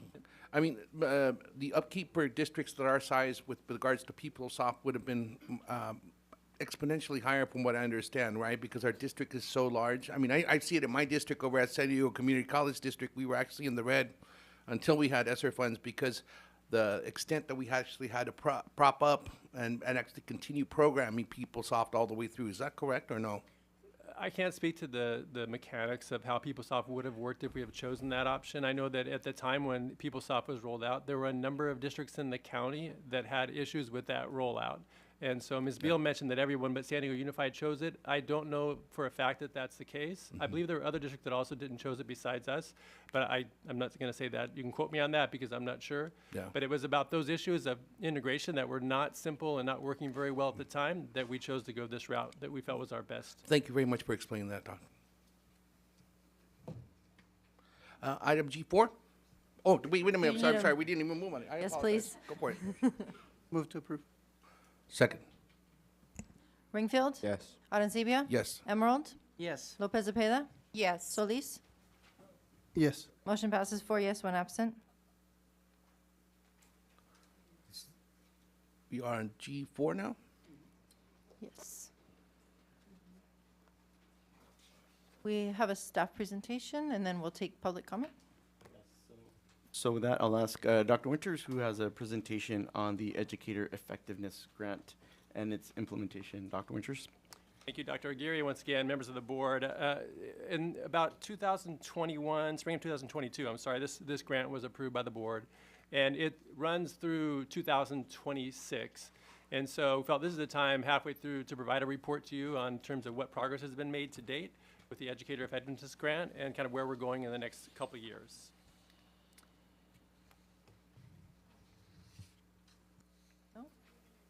There, thank you. So as we have worked on this project, this is the question that has guided our thinking. How can we best support Sweetwater educators? And we're going to talk to you tonight, myself and the other members of this, or the other member of this team, about how we've gone about this and why we've gone about it the way we did. The clicker not talking to me, or I'm probably pressing the wrong button. Thank you. And so I'm going to start by giving you an overview of some of the major activities, though not the totality of the activities related to the Educator Effectiveness Grant. Next slide. So here's 4 areas that we focused on, beginning with literacy. We are confident that literacy, and in particular language development, is essential for English learners and all students. And a lot of the projects we'll discuss tonight have been working on language development within the content areas. Often we know that English language arts teachers are responsible for language development, but we believe that for English language learners to progress, they need language development in all content areas, including math, science, social science, etc. Professional learning communities, you're going to hear about them a lot during this presentation. PLCs, we're going to talk more about why we chose that as a focus, but we have several projects to support their growth and improvements. And then leadership development. The Educator Effectiveness Grant calls out the need to work on leadership pipeline, and we'll describe to you the activities we've done along those lines. And finally, one of the areas we're beginning to scratch the surface on is the networks. And by that we mean working on how to scale up good practices across our district. And so we're going to talk about the way we've done that to this point and really how we want to do that moving forward in bigger and better ways. And then the next slide, we're going to talk about our theory of action, how we've gone about leading this change. I think this quote summarizes it very well. We believe that transformational change is really about small groups, loosely connected, united by a common purpose. And so we've used an approach that's both bottom up and top down. And by bottom up, we mean that the folks who are leading this work are reaching right out to teachers, to administrators who are doing the work of PLCs and classroom instruction to get those ideas from those folks who are doing the work. And you're going to hear exactly how that works out with Mr. Patel in a minute and Ms. Orozco, our assessment TOSA. But there's also a top-down part of that work, and that has to do with how to scale that up, and you're going to need leadership to do that work. This diagram here is sort of the different ways in which we impact the teacher-student relationship. We believe that for students to learn more, the thing that needs to be impacted the most is that teacher-student relationship. But we've chosen to focus a lot of our work on PLCs, or professional learning communities, because we believe that is the tool that has the best power to impact teacher efficacy. In fact, there's much research around collective efficacy by John Hattie and others that show that professional learning communities really can impact that teacher-student relationship. And so on the next slide, that's kind of the what. We've heard the what and the how. Now we're going to talk to you about the who. And I'm going to turn this over, first of all, to our program manager, Mr. John Patel, who a former teacher of San Isidro High School, also an administrator at Otay Ranch High School, very highly successful leader who did this work at San Isidro High and did this work at Otay Ranch High, and is now tasked with leading the work here for our district. Without further ado, Mr. Patel. All right, and I thank you for stretching out that introduction while I made my way up here. So I'm John Patel. I'm Program Manager of Educator Effectiveness, and new to our team this year is Essie Orozco, who's our assessment TOSA, pictured here, but not here at the moment. What I would really like to communicate today is a sort of road for becoming stronger and clearer about our work. And becoming a professional learning organization, and what that year, what the last year was, the milestones on that. We really started with starting with the research on literacy and language acquisition, which really focuses on these three main points. Right, students need to be able to make meaning of language and of text. They need to have models of what that output looks like. How can they communicate their understanding and their thinking? And then actionable data. What are those pieces that we can collect that show their growth and that really influence our ability to inform instruction and give just-in-time feedback? And we sort of map that onto DeFore's 4 critical questions. This is the starting point. And really we went into how do we do this in a way that translates for what teachers are asking for, what they need, what their next step is. And so over the last year, it was a lot of anybody who was willing to listen to me and take a meeting with me. It was going into classrooms and visiting. It was pulling together teachers who were willing to sort of think about this and contribute to what should that look like. And we really started with math and social science.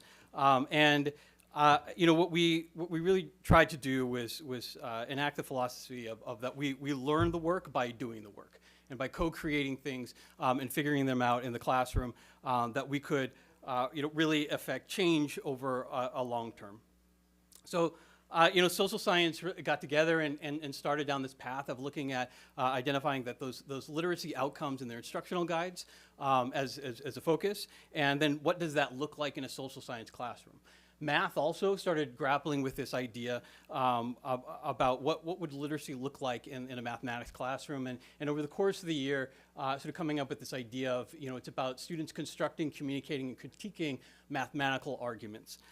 And what came out of this was that one of the things that we need to move literacy across the district forward is that literacy needs to be disciplinary literacy, that it looks different in each of the content areas, and that to go into the field and be somebody who can communicate like a mathematician or a scientist or any number of careers you might go into, that there are particular literacy needs, and that is like an avenue that both teachers and students can really have access. So we really came to, throughout the last year, a couple of really important places at which we wanted to focus our attention. So the first one being common literacy outcomes, really defining what that looks like in each of the content areas. Building high quality text and tasks to show what that is. What is it that we ask kids to produce as a means to looking through this lens. And then testing high leverage strategies against our emerging vision of what literacy is in Sweetwater. And ultimately, what we want students to be able to do is to develop their voice, right? By making meaning of text for themselves, not telling students what text means, but for kids grappling with what it can be. And then communicating that understanding in each of those disciplines that would allow them not just to engage in the content today, but be able to really communicate their ideas, become leaders in the world, in the field, and in their communities. One of the things that was necessary for this vision then to become relevant was that it needed to be rooted in promising practices of the lived experiences of teachers. And time is certainly one of those challenges that we've had in implementing. And in the absence of classroom tested work on the table, the discussions often produce a lot of heat, without a lot of light. And so we really wanted to put a spotlight on practices in the classroom that are being tried out, that are emerging, not perfect, and empowering people with some time to be able to do that. So we did interview and hire 8 classroom teachers at the end of last year that would have 2 periods funded out of the grant to work on, thinking about how to implement this in their classroom, documenting it, and putting it in front of other teachers, as well as letting other teachers come into their classroom to see what it could look like. And so we have a diverse group of middle school, high school, different content areas, different parts of the district. That this sort of amazing team that's really using their classrooms as laboratories to figure out what really works, taking from theory and putting into practice in the classroom. What we figured is that if we focus on those 3 things, there are elements of district cohesion and ways in which, on a district level, something can be implemented, and that we had a lot of control over the coherence of written, taught, and tested curriculum, right? What our instructional guide say, what high leverage strategies we're putting in front of people to grapple with, and then what we test kids on, right? Our performance tests, our end of course exams, they need to have a high level of coherence, and that was an area of work that we needed to do. And so we set on that goal, knowing that that was a role that we could play. The other one was building these models of discipline-specific texts and tasks. What does it look like? What's that thing you put in front of a kid that you ask them to produce? That we needed to see more of those examples, and examples that came out of the classroom with student samples to consider, going forward. Now, the one thing that we found as we started to implement this was that really PLCs are the engine of change in our schools, and that we needed to start mapping that onto what PLCs do, and starting to create things and present things in a way that's about the PLCs at the site, but also dealing with the constraints that those PLCs have, right? It makes no difference to give you the best thing if the best thing can't be implemented in a real PLC, and then translate into a real classroom. So we really grappled with that, and that led us to, about 2 weeks ago, the PLC lead convenings. This is the first round of this, but we brought together about 150 both administrators and PLC leads in math, social science, and high school science to really look at formative assessment with the idea that task predicts performance. If we can focus and draw our attention to how do we collect evidence-based evidence of student thinking and writing that informs instruction and gives just-in-time feedback to students, that we would be able to start to see some progress in what could really impact classrooms. And all the work that we did over the last year, we had 14 facilitators and presenters that really led these 3 days. All but one of those people were the people that we engaged over the last year, that stepped into this leadership role, presented, took things from their classroom, put them on the table. And I'm really proud of all the work that they did, because that's a scary thing to put in front of your colleagues. Here's what I did in my classroom. It's not perfect, but I think it was really appreciated. The student samples that we looked at, the assessments that people put on the table. And I think that the evidence of that is these 6 quotes that you see up there. So at the end of the day, there was time to really work with the administrators and the PLC leads. We also had fundamentals teachers were invited, as well as some SIS coordinators and other support staff that thought about their site. They learned together, and then they focused on implementation together. What's that next step that our PLC has to really build and move forward? And I think it was sort of evident in these examples are the diversity of where different PLCs are at and what their next step is. And I think that we often ask teachers to teach and reach every student. And I think that for us as we move forward with this, that's a message that I really got out of this and every other meeting that I've been in, is that differentiation for our teachers is critical to them getting what they need, and for these meetings being productive to them. And so I think really thinking through that each PLC, each teacher has that next step. Do we differentiate in order to give them what they need? Now, can I say that I did that with success every time? No, I left out in these slides every failure that I had over the past year. But just to say that that's really part of this process, right? Starting off small, figuring out what works, finding out what resonates with teachers, and then moving forward with that. And I think that one of the things that I think was a value over those 3 days was we had administrators and teachers sitting together, learning together, figuring out those next steps. So, you know, while we took, I think, small scale steps forward over the last year, it's really going to set us up for taking larger strides over the next 3 years of the grant. And with that, I'm going to hand it back over to Dr. Winters to talk a little bit more about the leadership element of this. Thank you, Mr. Patel. And so what you heard Mr. Patel talk about is the work he's done really with teachers, teacher leaders, and site administrators in terms of developing PLC and classroom practices. And I mentioned earlier that part of our work is also leadership development. And so our leadership development, as you'll see on the next slide,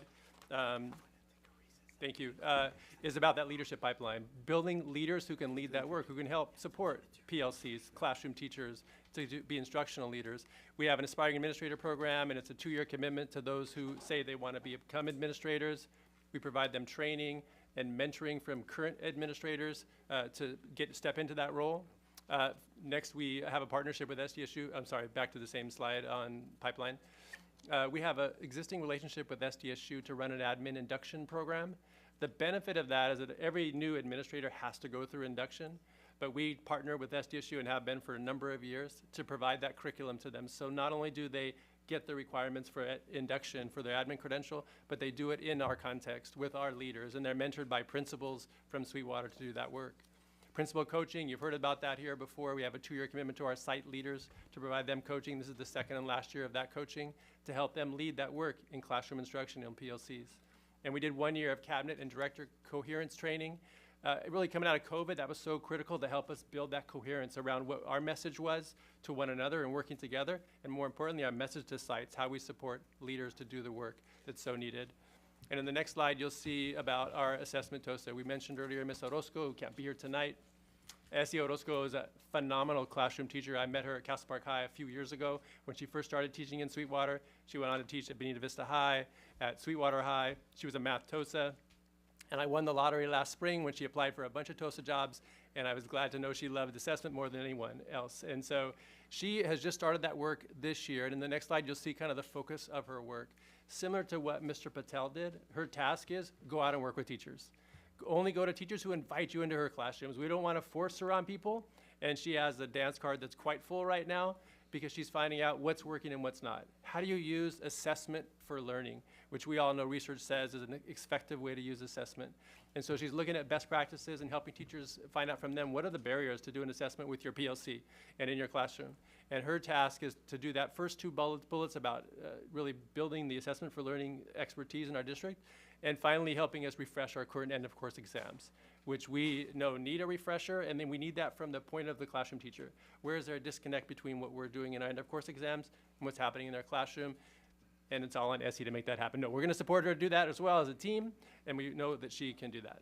The last part of my speech is about measurement. You know, how do we measure impact of this program? And I'd like to share with you, like this diagram here shows kind of the nature of measurement. There are things on the outside that are easy to measure, but don't necessarily tell you that we've really had any impact. And we're gonna show you those because they're the easiest to collect. Attendance or participation of training, we'll show you that in a minute. A self-reflection survey, which we started to do this year, which basically says, here's how well we're doing in our PLCs. Every teacher and administrator is doing that this year, every 6 to 8 weeks. Those 2 outside ones, we do have those, but we also know they're quite superficial. What we wanna get at is what's actually happening. Are we changing classroom practice? So we're working on a walkthrough tool. We're gonna work with administrators. And that walkthrough tool is still under development. It is not about judging the teacher. It's about telling us, is our PD having any impact? So if we don't see it happening in the classroom, it's not the teacher's fault. We go back to those who lead PD, us at the district or at the site. What do we need to change to help teachers implement what we say are good practices? And finally, where we wanna go is that last one, which is the hardest. Student work samples. Is the quality of our students' writing and thinking getting better? And so Mr. Patel, I know, has worked hard with teachers to look at student work. And the question they ask is, when they see student work that's high quality or low quality, what was the task we gave them to produce that high quality work compared to that which was low quality work? And so we are working on how to, we can't quantify that, but we know that's that qualitative measure that helps us know that we're going in the right direction. So in the next slide, you'll see what we have collected. And these are the numbers in terms of the numbers of folks we had last year in the Aspiring Administrator program and continued on. The number of mentors that served those aspiring administrators, and they're the number of cabinet members who got coaching and principals.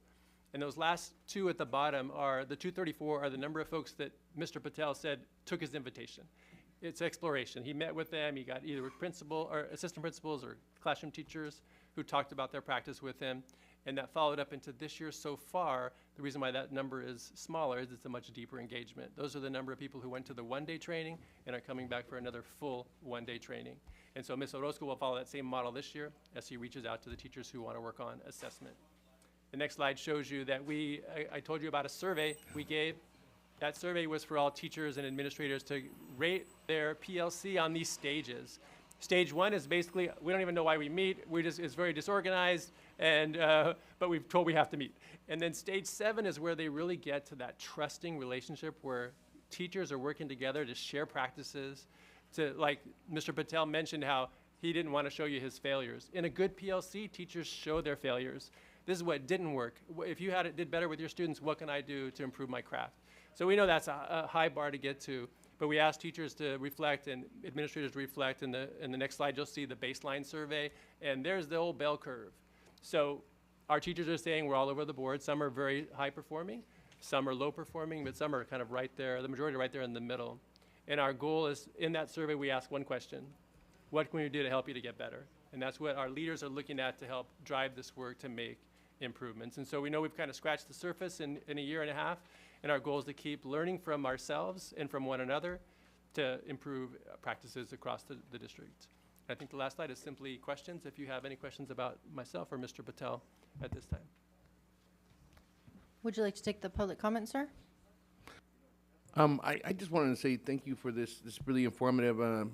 My daughter is a big fan of Ms. Orozco. My kid, I should say, is a very, very big fan of Ms. Orozco. Low stakes, big learning.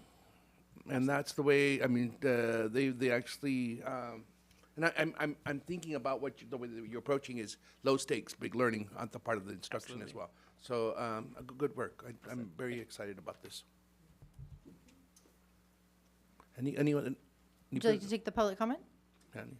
Kathleen Shears?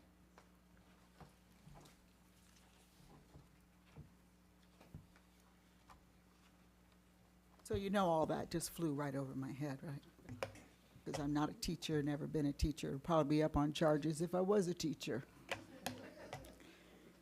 I did not reach out to Dr. Winters due to the fact I had no questions. However, respectfully, I have a few comments, not aimed at, directed to, or referencing Dr. Winters or the gentleman this evening, but rather the board and leadership.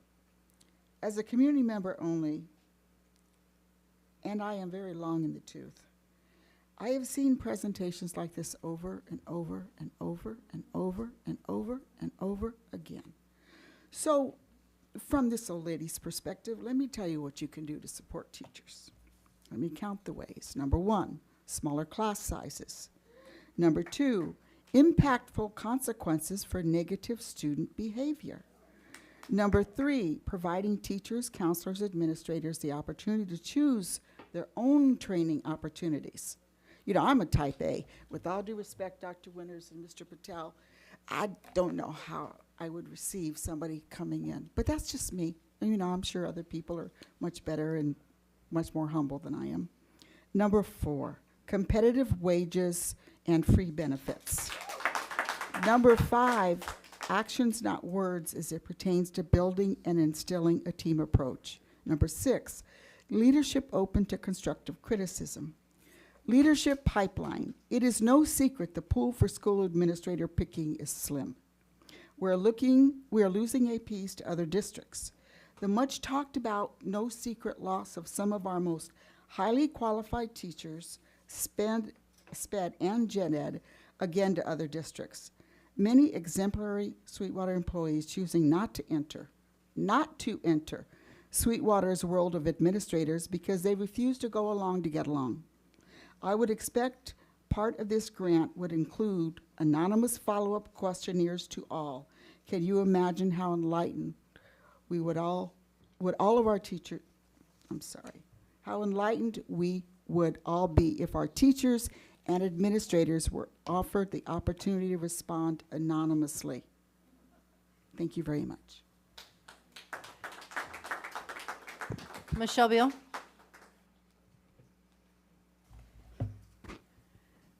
Someone once told me I was really good at research. So, Dr. Winters, I just shared a text with you on the number of schools that went on PeopleSoft. I think it was like 40 some. I think it's fair to say that the board and superintendent have a very good understanding of the overall feelings regarding the cost associated with the expenditures under the educator effectiveness grant. What stood out to me in the presentation was the second slide.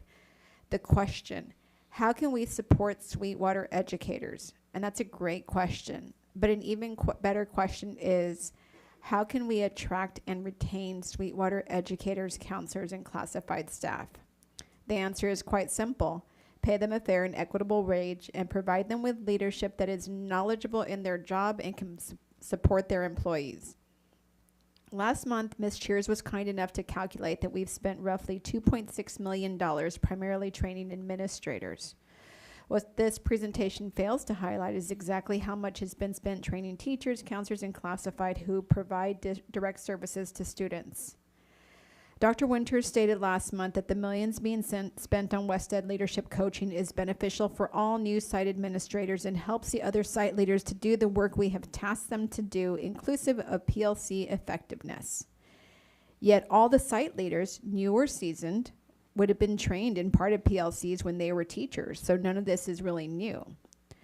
In reviewing the information shared with the principals at the July meeting, there's nothing new or cutting edge in here. While I appreciate what Mr. Patel and Ms. Orozco are doing, I think there seems to be a disconnect because it seems to be that a lot of this is a regurgitation of what's been disseminated for the last decade. I think the major difference now, and I'm not a teacher, but I know quite a few teachers, live with one. The only difference now is that the PLCs are instructions and guidelines to complete a task, and there's far less autonomy by a group to guide their instruction. The PLC groups are no longer get to decide what they as a group feel they need to work on. Instead, they are guided by administration who are not in the classroom. Dr. Winters, you spoke to all of the great things that are being done with this in terms of aspiring administrators and the administrator induction program. Yet you failed to mention how many administrators are leaving this district at warp speed. How many aspiring administrators from the 28, I believe, that you highlighted in there actually applied for administrative positions? It's your own administrators who are saying that these younger administrators going through the aspiring administrator program do not want to apply to this district. Why are we paying for this? No further speakers. Is this an actionable item? It's a report, correct? Correct. Yeah. So let's move on to H6. I'm sorry. Trustee Lopez Cepeda. Dr. Winters, I have some questions. As a classroom teacher, when you are developing your walkthrough tool, please do not become the clipboard patrol. I have been in the classroom where an administrator or a group of administrators will walk in with a clipboard to make sure, boom, objective is up, there's a group, there's this, and just check. Don't use that. It's offensive. Second, work samples from the students. Hopefully that it's, I used to do it with my second graders. I used to develop rubrics that would say, you are 1 if you only have this much. You're a 2, you're a 3, you're a 4, or a 5. What kind of work is it? And have the kids grade themselves, and then they're able to see where they have to build on. It's really amazing, especially with writing. For math, I don't know if you're familiar with Visible Learning by John Hattie. I used it in math with second graders.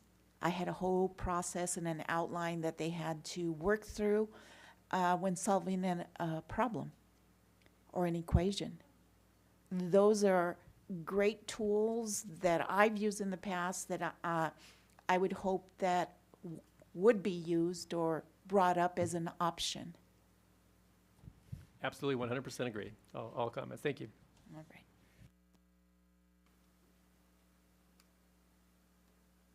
All right, then let's move on to 8.6.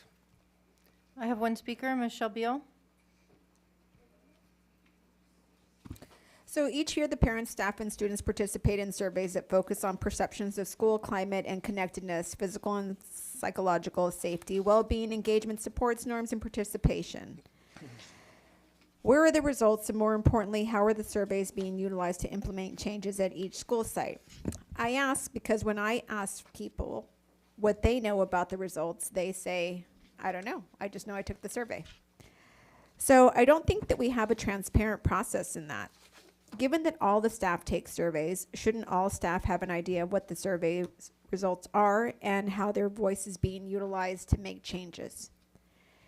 So again, in speaking with other district staff, they too agree that there doesn't seem to be a clear and transparent process on how the results are utilized. I think this is under Dr. Moore, so it would be helpful, I think, to see if Dr. Moore could create some type of process or create some, by school sites, something that addresses what was identified and how it's being implemented at the school sites. Possibly a presentation by Dr. Moore. No further speakers. Do you have a motion? So moved. Second. Ringfield? Yes. Arencibia? Yes. Emerald? Yes. Lopez Zepeda? Yes. Solis? Yes. Motion passes 4 yes, 1 absent. Item K1. I have one speaker, Michelle Beal. So I'm kind of sad because he's here every board meeting. But I was happy to see, after seeing and listening to his presentation on Boys to Men, I'm very happy to see that schools are beginning to connect with his organization. It's extremely important that we provide mentoring to our students, and we're fortunate to have groups in the community like Boys to Men that are committed to helping our young men in this community. So I hope that at a future board meeting, we can hear him again, and he can speak to the many successes of this program. No further speakers. Move to approve. Second. Ringfield? Yes. Arencibia? Yes. Emerald? Yes. Lopez Zepeda? Yes. Solis? Yes. Motion passes 4 yes, 1 absent. Item K6. Second. On this one, we have a presentation by Dr. Sokeld, our CFO. This is the unaudited actuals for 22-23. So she'll walk us through some slides in terms of kind of where our fiscal standing is and if there's any questions. So with that, Dr. Sokeld. Thank you.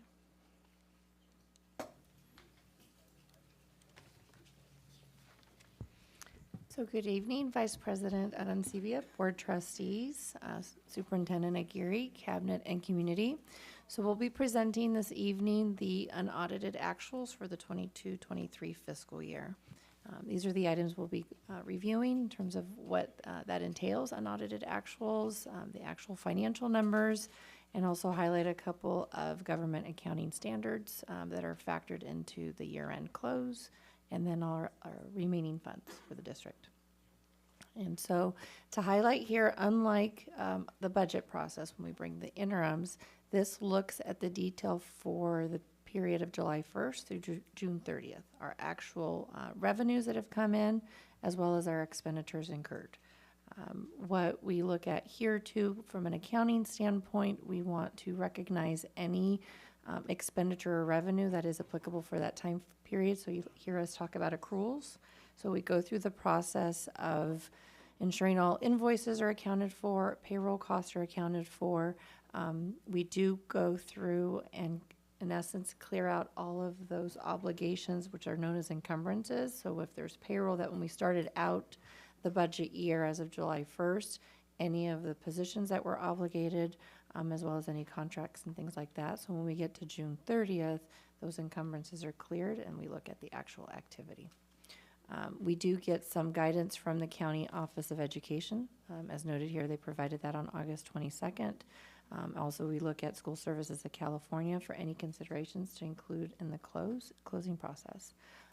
According to Education Code, we are to bring this information to the board and then to the county office by September 15th. So now looking at the financial results, what we've done over the last few years is provide that historical view of where the district has been, starting with 2016, as you can see what kind of led up to 2017-18 and the district's financial position at the time.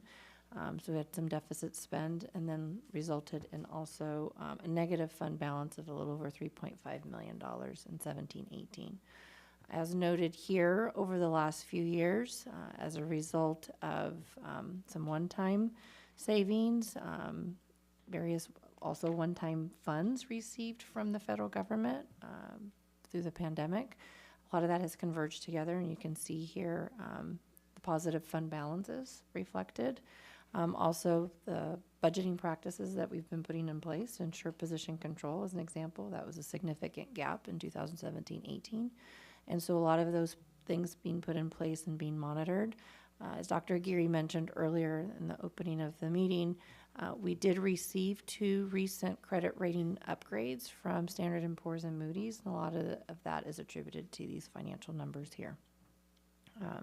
What you can see, what's noted is, again, kind of now starting to see that trend of what's resulting at the last few years around $50 to $40 million. Again, that's what's falling out through vacancy savings and some other considerations. So with that perspective, the next slide here, as we do our reporting cycle and updates to the board, we demonstrate side by side our updates throughout the year from the budget standpoint. And so when we look at that column with estimated actual, which I think is column E, you can see that we were projecting at the time about $110 million. That again takes into account the best information we had at the time, because we did have encumbrances factored in there for payroll and for contracts and so forth. And again, as I mentioned, when we close out the process, close out the year, the numbers result in a little bit more favorable outcome. One thing to note here on these balances, and that's why it's noted on the disclosure, and we also put that during adopted budget, of these amounts, we do have carryover for the local control accountability plan. That's a little over about $32 million.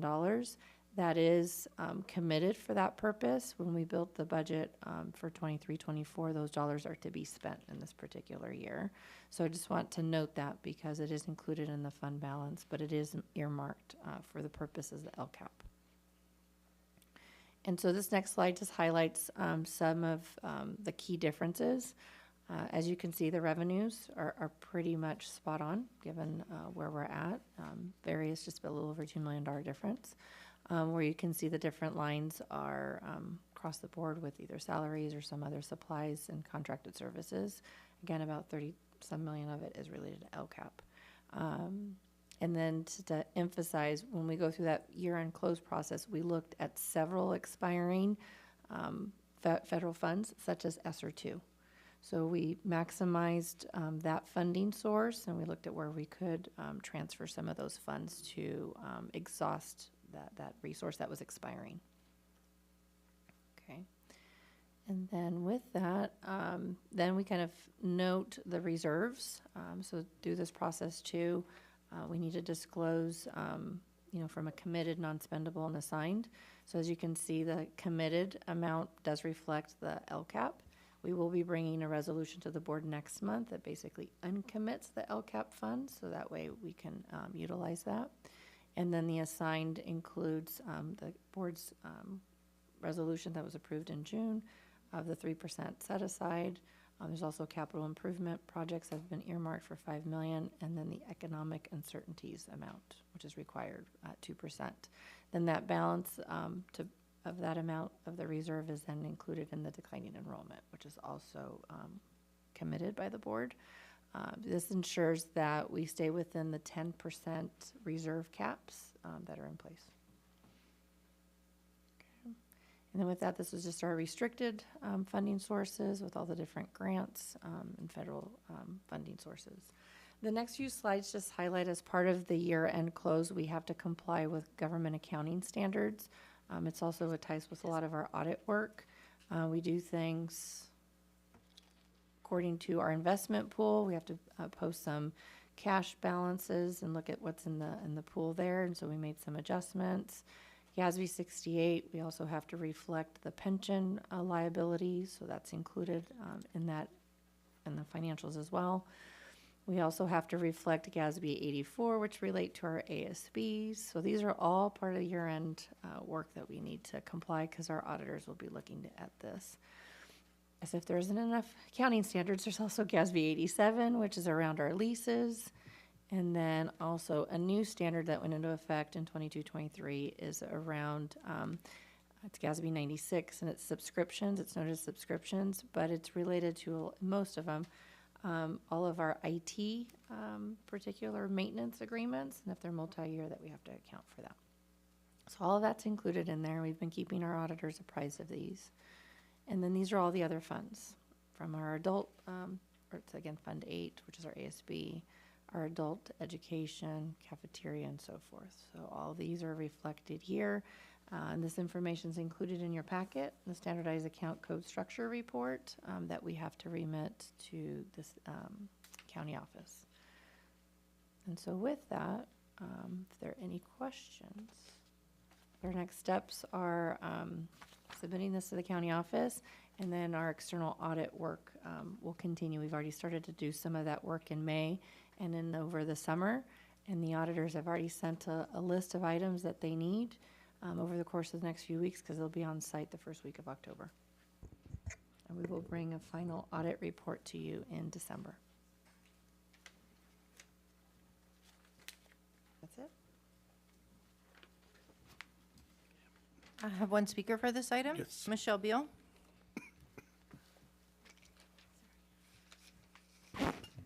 So I say at every board meeting, let me start by saying I'm not a finance person, and if you know me, you know I hate math. But even despite those two things, in reviewing this presentation, the one thing that I took away from it that was really interesting was that for the past couple of years, we've been hearing that the sky is falling. Doesn't seem to be falling after all. So in looking at the presentation, I did have a couple things that, again, I didn't really understand, and because I've been told that I can only communicate with Roberto Rodriguez, who typically ignores my emails, I'd like to use this as an opportunity to see if I can get clarification on these things.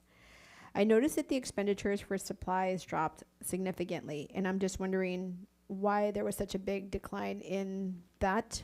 I think it was like $9 million that we saw a decrease in spending. And the next thing that stood out to me, which I don't also understand where it is, but it's significant, is the other outgo expenditures that increased about from 2017 to 22-23, about $22 million. And just from 21-22 to 22-23, we increased $19 million. So I'm just not understanding what those are. So if I could use this as an opportunity to get clarification, it'd be great. If not, I will resort to submitting a PRA. Dr. Geary? Thank you, Vice President Arancibia. So I'll ask Dr. Sokol to address those questions, and I believe some of it may be related to Dr. Alvarez, but Dr. Sokol. Right, so the first question is attributed on the supplies primarily to the LCAP. So where the funds that were not spent, then there's that, in essence, savings, but then it's going to be rebudgeted in 23-24 because of those dollars that were not accounted for at that time.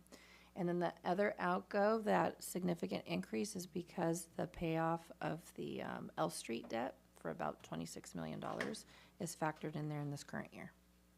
That was paid in October with the bond issuance. Thank you. Any comments from board members? Questions? Well, the item that stands out probably more than any is the $179 million in revenue that's still out there. And are there some plans in the works for where that money goes, or do we roll it into the next fiscal year? How does that work? So the short answer is that's a combination. I think that reflects at the end of the day, as Dr. Sakel described, it's a combination of one-time funds with ongoing funds. And again, there's been a very concerted effort to make sure that all the state and federal funding was maximized. And so I think some of this can be counted to be ongoing and some of it can be one time. So at the end of the day, that focus on fiscal responsibility is really key. We are going to be going to bargaining season, so that's a conversation that's at some point going to be happening. Again, those conversations happen at the table. We don't want to be charged with bargaining in public. But at the end of the day, we're having those conversations, and we'll be having a conversation. It happens in that setting. So I will be fairly brief. There's other things that we're investing in as well. As I mentioned earlier, we are set to be receiving approximately 30 electric buses at the end of October, November. Is that number correct, Ms. Quirk? 15, I'm sorry, I got overly excited. 15, 30, 30, so we're receiving 30 total buses, 15 of which are electric. That's why, yeah. So thank you for that clarification. At the end of the day, we still need the diesel buses for those longer trips. So those are the types of investments we're looking to make as well, making sure that we're addressing our infrastructure. And so that's kind of the question about what are the plans. Again, there's some things that we work on, but at the end of the day, this is probably going to be a collaborative process. Ms. Lopez-Cepeda. Dr. Sakel, you said that next meeting you're going to bring a resolution to release the LCAP funding that wasn't used, so it gets carried over. Is it getting carried over into the 23-24 LCAP, or is it going into the 179 open fund? It's a component of the 179 million, so then we deduct the carryover amount. Okay. And it was, when Dr. Alvarez had brought the LCAP back in June, we had estimated about $28 million. So the amount came in at $32 million. So that was already factored into the LCAP plan. Okay. That's why we have it accounted as an expenditure in 23-24. All right, thank you.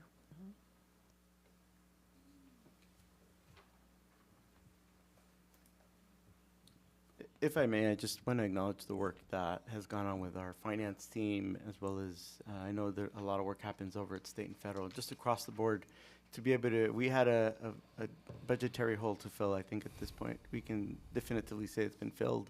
We have some of the work still ongoing, as was mentioned earlier, and now we get to kind of a regular course of business, which has been really difficult after, again, our budget crisis that happened in 2018, followed immediately by the pandemic. And so it finally feels like, based on this unaudited actual report, that we're able to turn that page and get into a more regular course of business, so we can disagree about the things we normally disagree without having to disagree about pandemic and wearing masks and vaccines. It's, if anything, we get back to that normal course of business, and I look forward to be able to have those conversations about regular course of business. And hopefully, again, there's a lot of things still happening, but at least it feels like we've turned that page. So I just want a moment to acknowledge the work by Dr. Sakel, by Dr. Alvarez, across the board. I think there's been a real focus to address multiple layers of challenges we've had, and we continue to have them.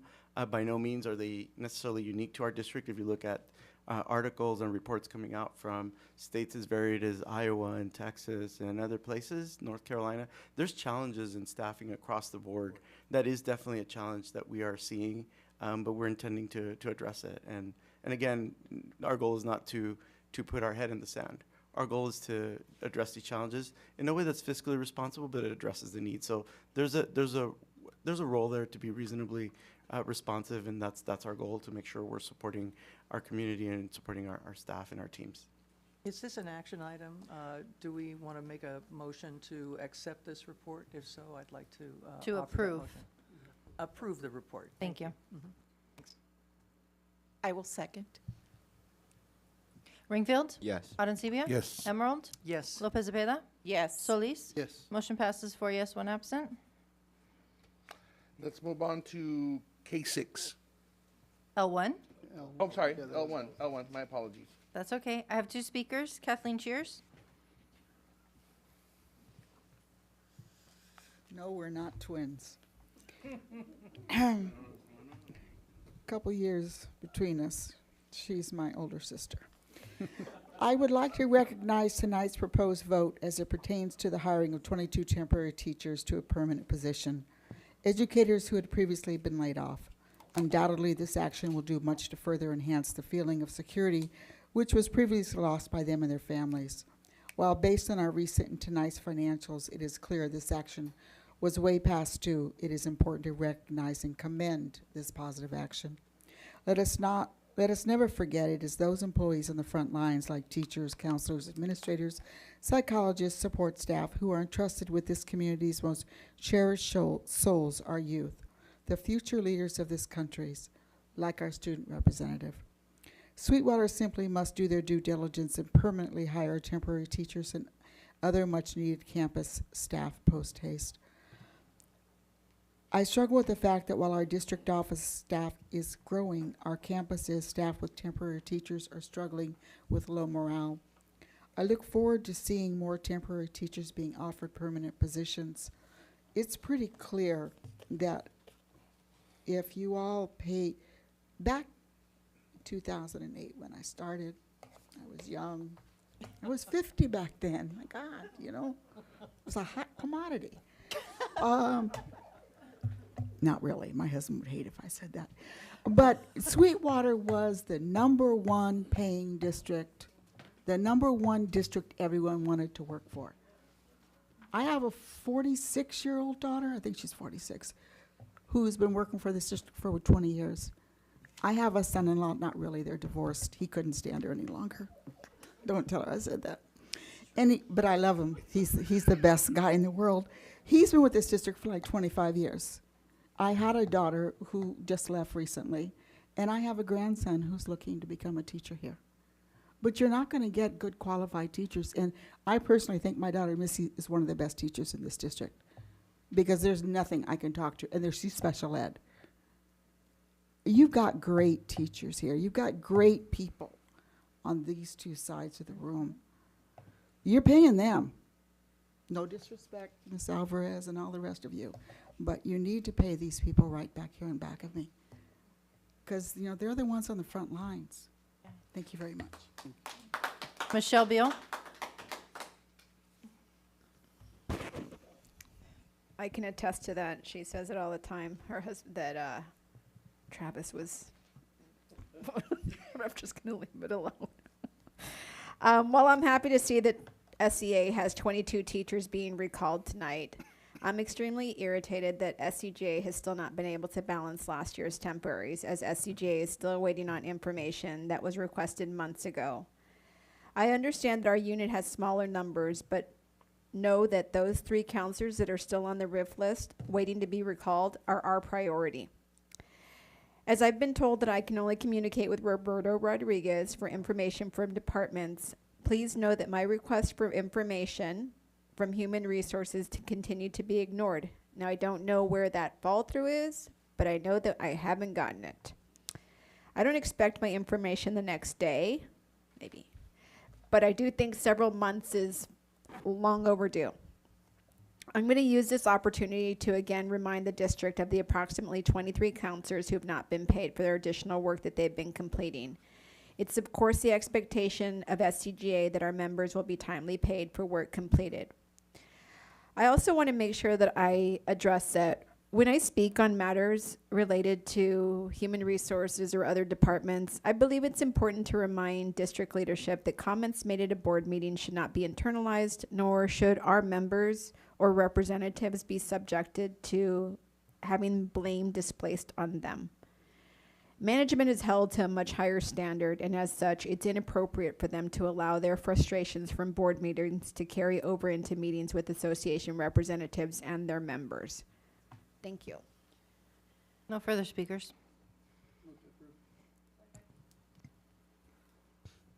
Ringfield? Yes. Arencibia? Yes. Emerald? Yes. Lopez Zepeda? Yes. Solis? Yes. Motion passes 4 yes, 1 absent. Item M1. Yes, I have 1 speaker, Kathleen Shears. You want to spend $200,000 of our tax dollars to update a master facilities plan, a plan you never adhered to. Castle Park High Stadium modernization. That was not identified as a priority. Trustee Solis, you were here.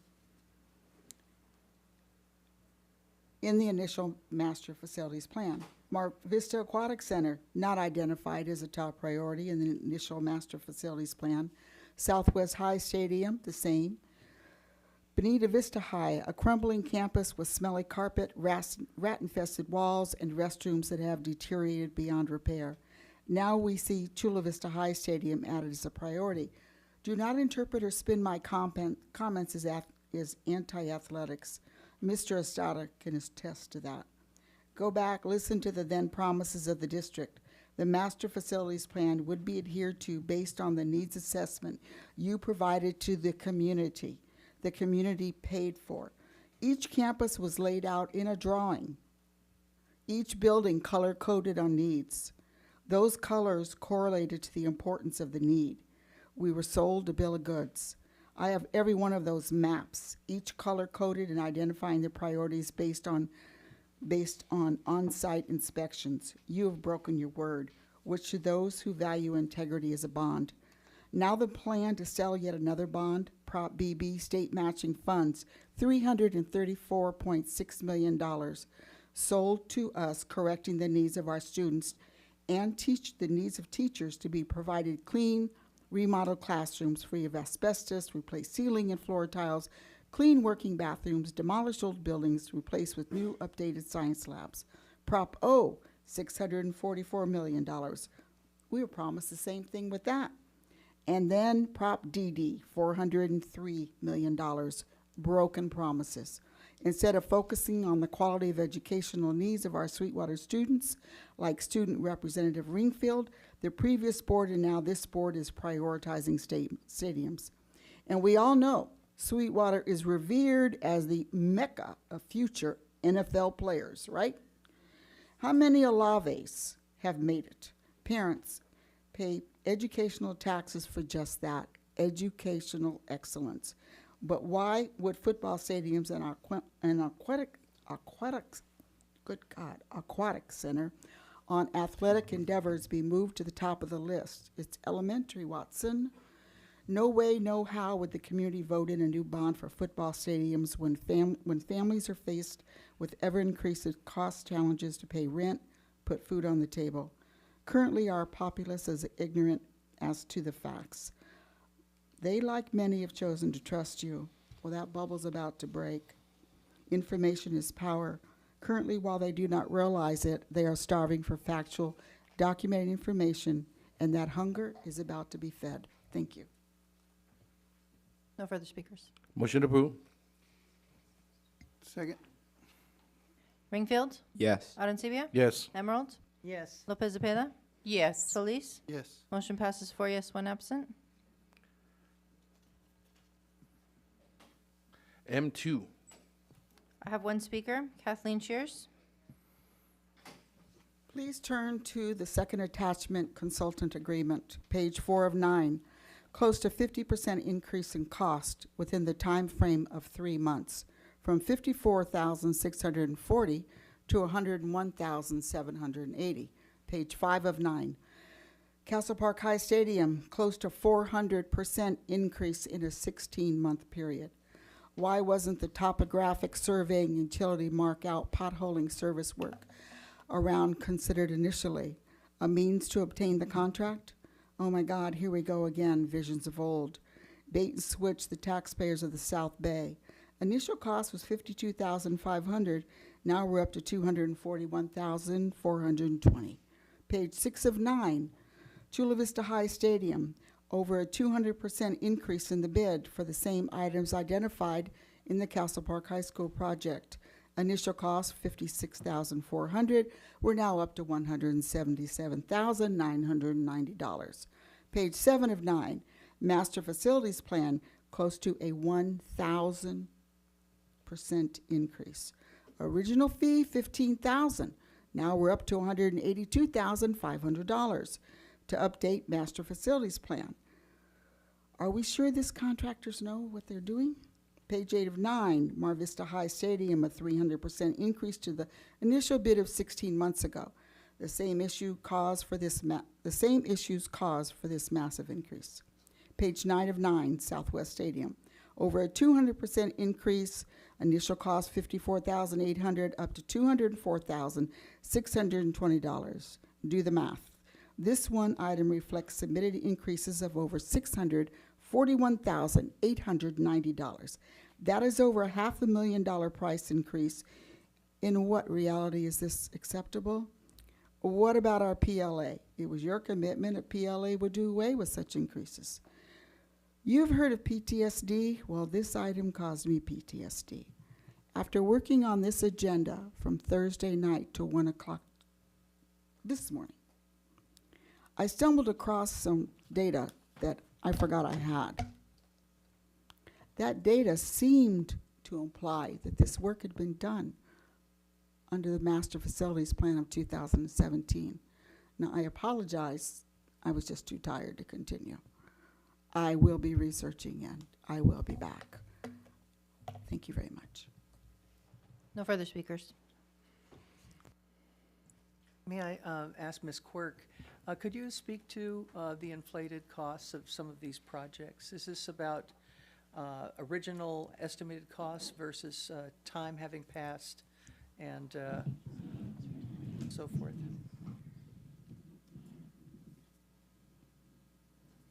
Good evening, thank you. So yes, these are not inflated costs. We have been doing our work in a measured manner, and where we are is we do an initial survey and analysis with our consultants. These are consultants, these are not contractors that will actually be constructing the work. They're helping us get the research and the details that we need to construct properly. So what you're seeing here now is an extension of their services because we need to be doing proper markouts because we now know where buildings and program are going to be sited on our properties. We also have some very significant challenges with some cell towers that need to be planned out and mapped out according to the contracts to which we are bound.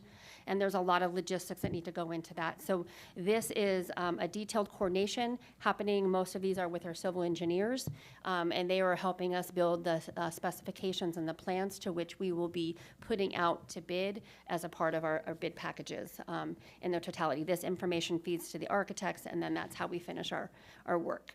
And then you'll probably see a smaller amendment to these contracts once we get to construction, because if it's soil boring, geotechnical related, they have to come out, and when we are turning the earth over, they have to do certain borings to make sure that our compaction levels are to where they need to be. So it's a multi-step project and process. And this is standard, it's par for the course for the work that we have in front of us.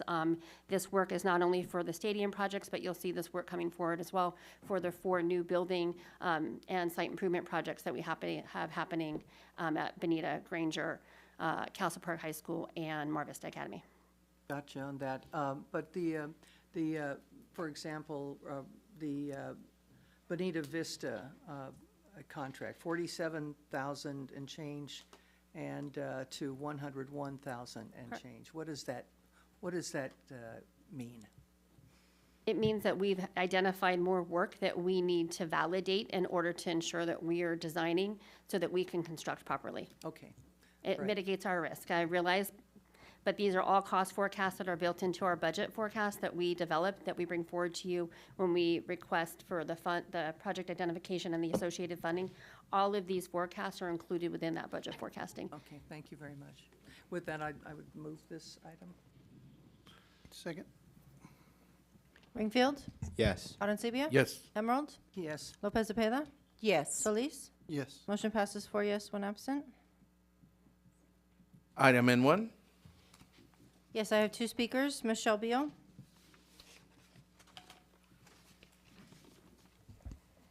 So at about 10 p.m. last night, my husband said, "Aren't you going to bed yet?" I said, "Nope. I've got about 382 pages of purchase orders to look through." So it's exhausting, but it was interesting to see where all our money goes. There were a number of expenditures that stood out, but I think what really stood out to me the most was $329,500 that we were paying. And what were we paying them to? We were paying them to outsource legal services and reimburse attorneys and settlement agreements. Lozano Smith, $55,000. Atkinson, Andelson, Lawyer, Rude, and Romo, $125,000. Wynette, Patrick, Gayer, Creighton and Haynes, $20,000, which I'd like to add does not include all the money that this firm gets funneled through JPA. Deborah Cesario, $50,000. Best and Best Krieger, $40,000. Courier and Hudson, $32,000. Seth Schwartz, $7,500. If I'm not mistaken, the last time I checked, we had a full-time general counsel who, incidentally, over the last 8 years has received roughly a 28.4 increase in salary, plus the addition of another paralegal. So the question I have before us is, why are we outsourcing all of our legal services when we have somebody here who can do them? Kathleen Shears. In reviewing the detailed second attachment of both this month and last month, over 800 pages in total, line by line, I was astounded by what I viewed. Taxpayers are paying for memberships, a plethora of them, for you, Dr. Aguirre. And then there was the membership for HR. It is incredulous that persons earning the salaries our district leadership receives, yet here they are submitting reimbursements for their memberships. I care little if these memberships are aligned with their position. What I care a great deal about is the fact our teachers and counselors are required to pay their own fees. When teachers renew their credentials, they're required to fund expenditures out of their own salaries. While one might claim they can write it off on their income tax, the same could be said by Dr. Aguirre and HR. Surely there's not double dipping going on, claiming it on taxes and being reimbursed by the district. While I have not viewed contracts of our superintendent or HR, if those contracts stipulate we taxpayers are burdened with these fees, then those contracts must be changed going forward. Then there are the amounts of non-student related food and water. I worked for corporate America. We made money. They didn't provide us with water. They didn't provide us with food. We went to meetings. We brought our own food. We brought our own water. It is clear there is absolutely no fiscal responsibility going on. None, nada, nil. Here's a recommendation. Start spending our tax dollars if they were coming out of your monthly household income. I have merely scratched the surface of how our dollars are being exorbitantly spent. An accounting of just how many of our tax dollars are being spent and on our legal department is a matter of urgency. When the previous board put forward the idea of in-house counsel, we were promised cost savings. It is clear no longer could anything be further from the truth. While the amounts provided monthly on this agenda item and others exorbitant, let us not forget these totals do not include the amounts we are expending on legal counsel's salary, her department's salaries, benefits, support staff, legal fees billed to the superintendent's office, which I just quite frankly don't understand. I haven't heard you've been sued, Dr. Aguirre. And finally, there are the undisclosed amounts paid by the JPA. I would highly recommend the next time this agenda item comes up that you all spend the time looking at it line by line like I did. I was just diagnosed with tech neck. Any of you know what that is? Yeah. I'm 73. You're not paying me to do this. I know you'd love me to go away. Any chance I could get some medical benefits for this pro bono work I'm doing? I'm just teasing. I'm just teasing. I've got a lot of icy hot at home. Thank you very much. No further speakers. Motion to approve. Second. Ringfield, Yes. Arencibia, Yes. Emerald, Yes. Lopez Zepeda, Yes. Solis. Yes. Motion passes 4 yes, 1 absent. Item O2. Yes, I have 2 speakers. Aurora Clark. Good evening. From 1999 to 2018, I was a regular here. And I see that coming back, things have gotten worse.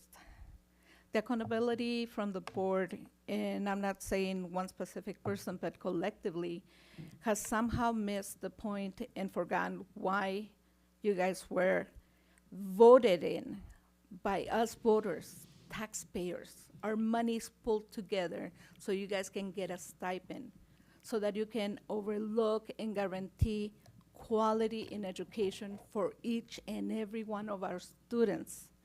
We need to focus on what we are providing, and the service should be to the customer, the student. We need to have the support services. When I'm looking at this item, and I really thank Ms. Shears for having sent a little note of, have you looked at what's going on Monday? I am wondering, twice before, the community has been lied to. There has been consultants hired to develop a strategy on how to deceive the community and promise the stars and the moon and a ride to the next planet, and it hasn't been delivered. We are taking away from our students the support, the professional development that it should be also differentiated for both students and teachers. We are taking away from parents the development, the professional development and training they need so that they know how to support their children at home. We're deviating all the funds. And it makes me wonder whether the board is just comfortable coming, sitting down, warming up a chair and getting a stipend and saying, hey, we have a couple extra things, we can go on a little trip because we're going to conferences, and we get paid vacations from taxpayers, voters, like me, like the rest of the community. Or do you really care about the students? Because we don't really need to hire somebody to come and help you, help the board, help the district, fool the community into believing that we're going to focus our efforts in providing an environment that is conducive to learning, that is safe and is sanitary for each and every one of our students, but we're failing, and we failed it twice. Fool me once, fool me twice, now 3 should be a strike. Equity and respect goes both ways. You cannot pick and choose. I'm like the speaker, so I'm gonna let them speak 2 minutes long. I don't like what somebody's saying. I'm gonna cut them and be rude and disrespectful, not becoming of an elected official. Kathleen Shears? I find it, do I need this? It's my magnanimous personality. I find it incredulous that not one word of this idea to float yet another bond tax was discussed in a public forum prior to submitting this RFP. Not in closed session, not an open board meeting, not anywhere. So the question that begs to be answered, when and where did those conversations with district leadership and board members happen? Private conversations during cigar smoking malt sessions? Private dinners? Google private chats? Private phone calls? When? The community is struggling financially with everyday price increases. Gas is up, groceries are expensive, rent is high, interest rates are high, electricity is high, tuition for our children's college is exorbitant, water rates are increasing. Yet some mental giant decided, let's go for it now.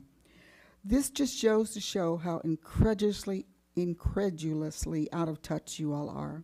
What now? Now we'll begin to see the heart-touching flyers of children appearing to stand behind wire fencing, looking poor and downtrodden, like with the last bond. Promises of better schools. The last bond, you broke every single promise you made. Promises of classrooms with no falling ceiling tiles, removal of 50-year-old floor tile, new classroom buildings, removal of termite-infested failing fascia, working restrooms, science labs, mold removal, and on and on. Which were identified as a priority, ignored. Instead, we received football fields. The master facility plan we paid over $1 million for, ignored, ignored, ignored. And do not call on Ms. Quirk to justify this. This is not on her. She marches to your command. Why? Because I have copies of every single campus, every single building, their needs, and color-coded priority list itemizing the promises. Poor Dr. Aguirre, he was there at the time when I went to all these meetings. I know he was looking for a gag for me, but I fell for it. Hook, line, and sinker. This agenda item right here shows the integrity of your word. Promises simply cannot be trusted. You have been incredulously reckless with our tax dollars. Shame on you. You want an example? The phantom MOU with the City of Imperial Beach to offset the $1 million operational cost of the new aquatic center. At Vista High School, which never materialized. Instead, they're providing a couple temporary personnel. Or Castle Park High, you know, the community school Mr. Segura lives in, where the rain pours inside classroom windows, not outside. But they're receiving a new football stadium. I've heard the banter of the value added to the student morale with upgraded fields. Let us start to consider the negative impact your decisions have made when you prioritize football fields over academics. Shame on you. Ask your teachers. How do they feel about their classrooms? How do they feel about the close to $1 billion you've blown? No further speakers.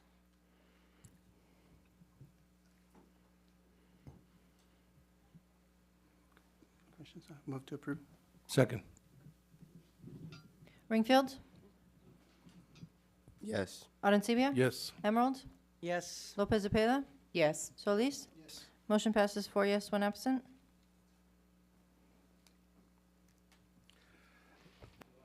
For the, I'm sorry, are we on 03? 03, yes. I'm sorry.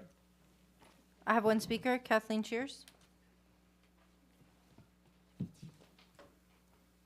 Master Facilities Plan, Master Engagement Agreement. You say tomato, I say tomato. Let's dissect the analysis. Enrollment forecasting. Previously, we had Paul Woods in Facilities and Maintenance able to perform this. You keep telling us every board meeting. You know enrollment's going down. Why are we paying for somebody to tell us that?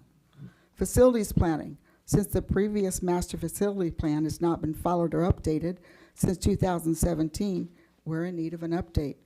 Committee and public meeting support. Our staff is not competent enough to schedule and present at these meetings. GIS data development, GIS software, training and non-defined other services. I always love that, other services. Explain to me why in the detailed line itemization of N1, expenditures of August and now September, we're spending millions of dollars on software and a plethora of IT items. Yet here you are asking for taxpayers' dollars to develop software and other services prior to asking for more tax bond dollars. South Bay taxpayers, this is the lunacy of how our tax dollars are being spent. Irrational, unfocused. Any logical person would believe the district would have had all of these in place prior to asking for a new tax bond, but not Sweetwater. It's clear we have the tail wagging the dog. I understand the money's supposed to run out in 10 years. Come back in 5. Thank you. No further speakers. Move to approve. Second. Ringfield? Yes. Arencibia? Yes. Emerald? Yes. Lopez Zepeda? Yes. Solis? Yes. Motion passes 4 yes, 1 absent. I think that does move us to Q6. Yes, I have 1 speaker, Kathleen Cheers. I appreciate Dr. Alvarez raising this issue in the form of a resolution. Having said that, every month the agenda presents a plethora of resolutions honoring, recognizing, promoting. Yet rarely do we see a presentation, a plan which will actively demonstrate the mindset or action behind the resolution. No disrespect, Dr. Alvarez. A yes vote tonight brings with it the expectation school staff are expected to incorporate yet another job objective to their already full plate. Fact, respect for teachers, admin, from students is majorly lacking. Will voting for this resolution bear fruit? Where is the follow-through, for example, written processes, consequence addressing the crisis of disrespect teachers face every day? There are none. Where are the written standards mandating in-person notification to parents when their little darlings subject district employees to a total lack of respect, followed up with parent-signed documentation of the incident? Surprise, surprise, I was an Attila the Hun parent. I did not play. I raised several children, his, mine, ours, and foster. They were not perfect, but I knew while tough love takes a great deal of work, the alternative leads to a lifetime of disappointment. Our teachers are there to educate our community's children, not to raise them. Somewhere along the line, parents lost sight of their responsibilities. I would like to challenge each and every one of the district employees sitting on the dais and at these 2 tables, except for supporial and secretarial staff, to exhibit a willingness to support our schools by serving at a school of your choice in meetings with students and parents 1 day a month. Having offered this recommendation, I would also like to encourage you to see your primary care physician beforehand to get a Valium prescription. As a member of Montgomery High School School Site Council, I have volunteered to speak at open houses reflecting on student behavior. For whatever reason, Principal Zoomstein, the patient professional he is, simply smiles, a smile which communicates a no. Dais members, our schools are in crisis. With all your teachers and admin on their plate, with all that they have on their plate, is it not time to address the unprecedented disrespect they face daily? What I am challenging you to do, start now. 24-25 open houses and new school year communication must include behavior contract with details, detailing the consequences of anything, lack thereof. Dr. Aguirre, I saw your press conference with the district attorney regarding crank calls, stuff like that. Do you remember that? You're looking at me like you're squinting, like you don't remember it. Well, I'm sorry. To me, you were on my phone with her. It's a press conference. Anyway, that's what we need, sir. You stood firm. That's what we need. That's what these teachers need. You know, parents listening, get control of the little darlings. Thank you very much. No further speakers. You need- The you need regular a- board meeting is now adjourned. No, I'm sorry, you need a motion on Move to Q6. adopt. Move to adopt. You have to approve the reso, if you'd Oh, like. the reso, I apologize. That's I'm like, oh, I okay. thought the reso was like, okay, go for it. Move to approve. Second. Ringfield? Yes. Arencibia? Yes. Emerald? Yes. Lopez Cepeda? Yes. Solis? Yes. Motion passes 4 yes, 1 absent. Now you can adjourn. Now I can finish it up? All right, the regular board meeting is now adjourned.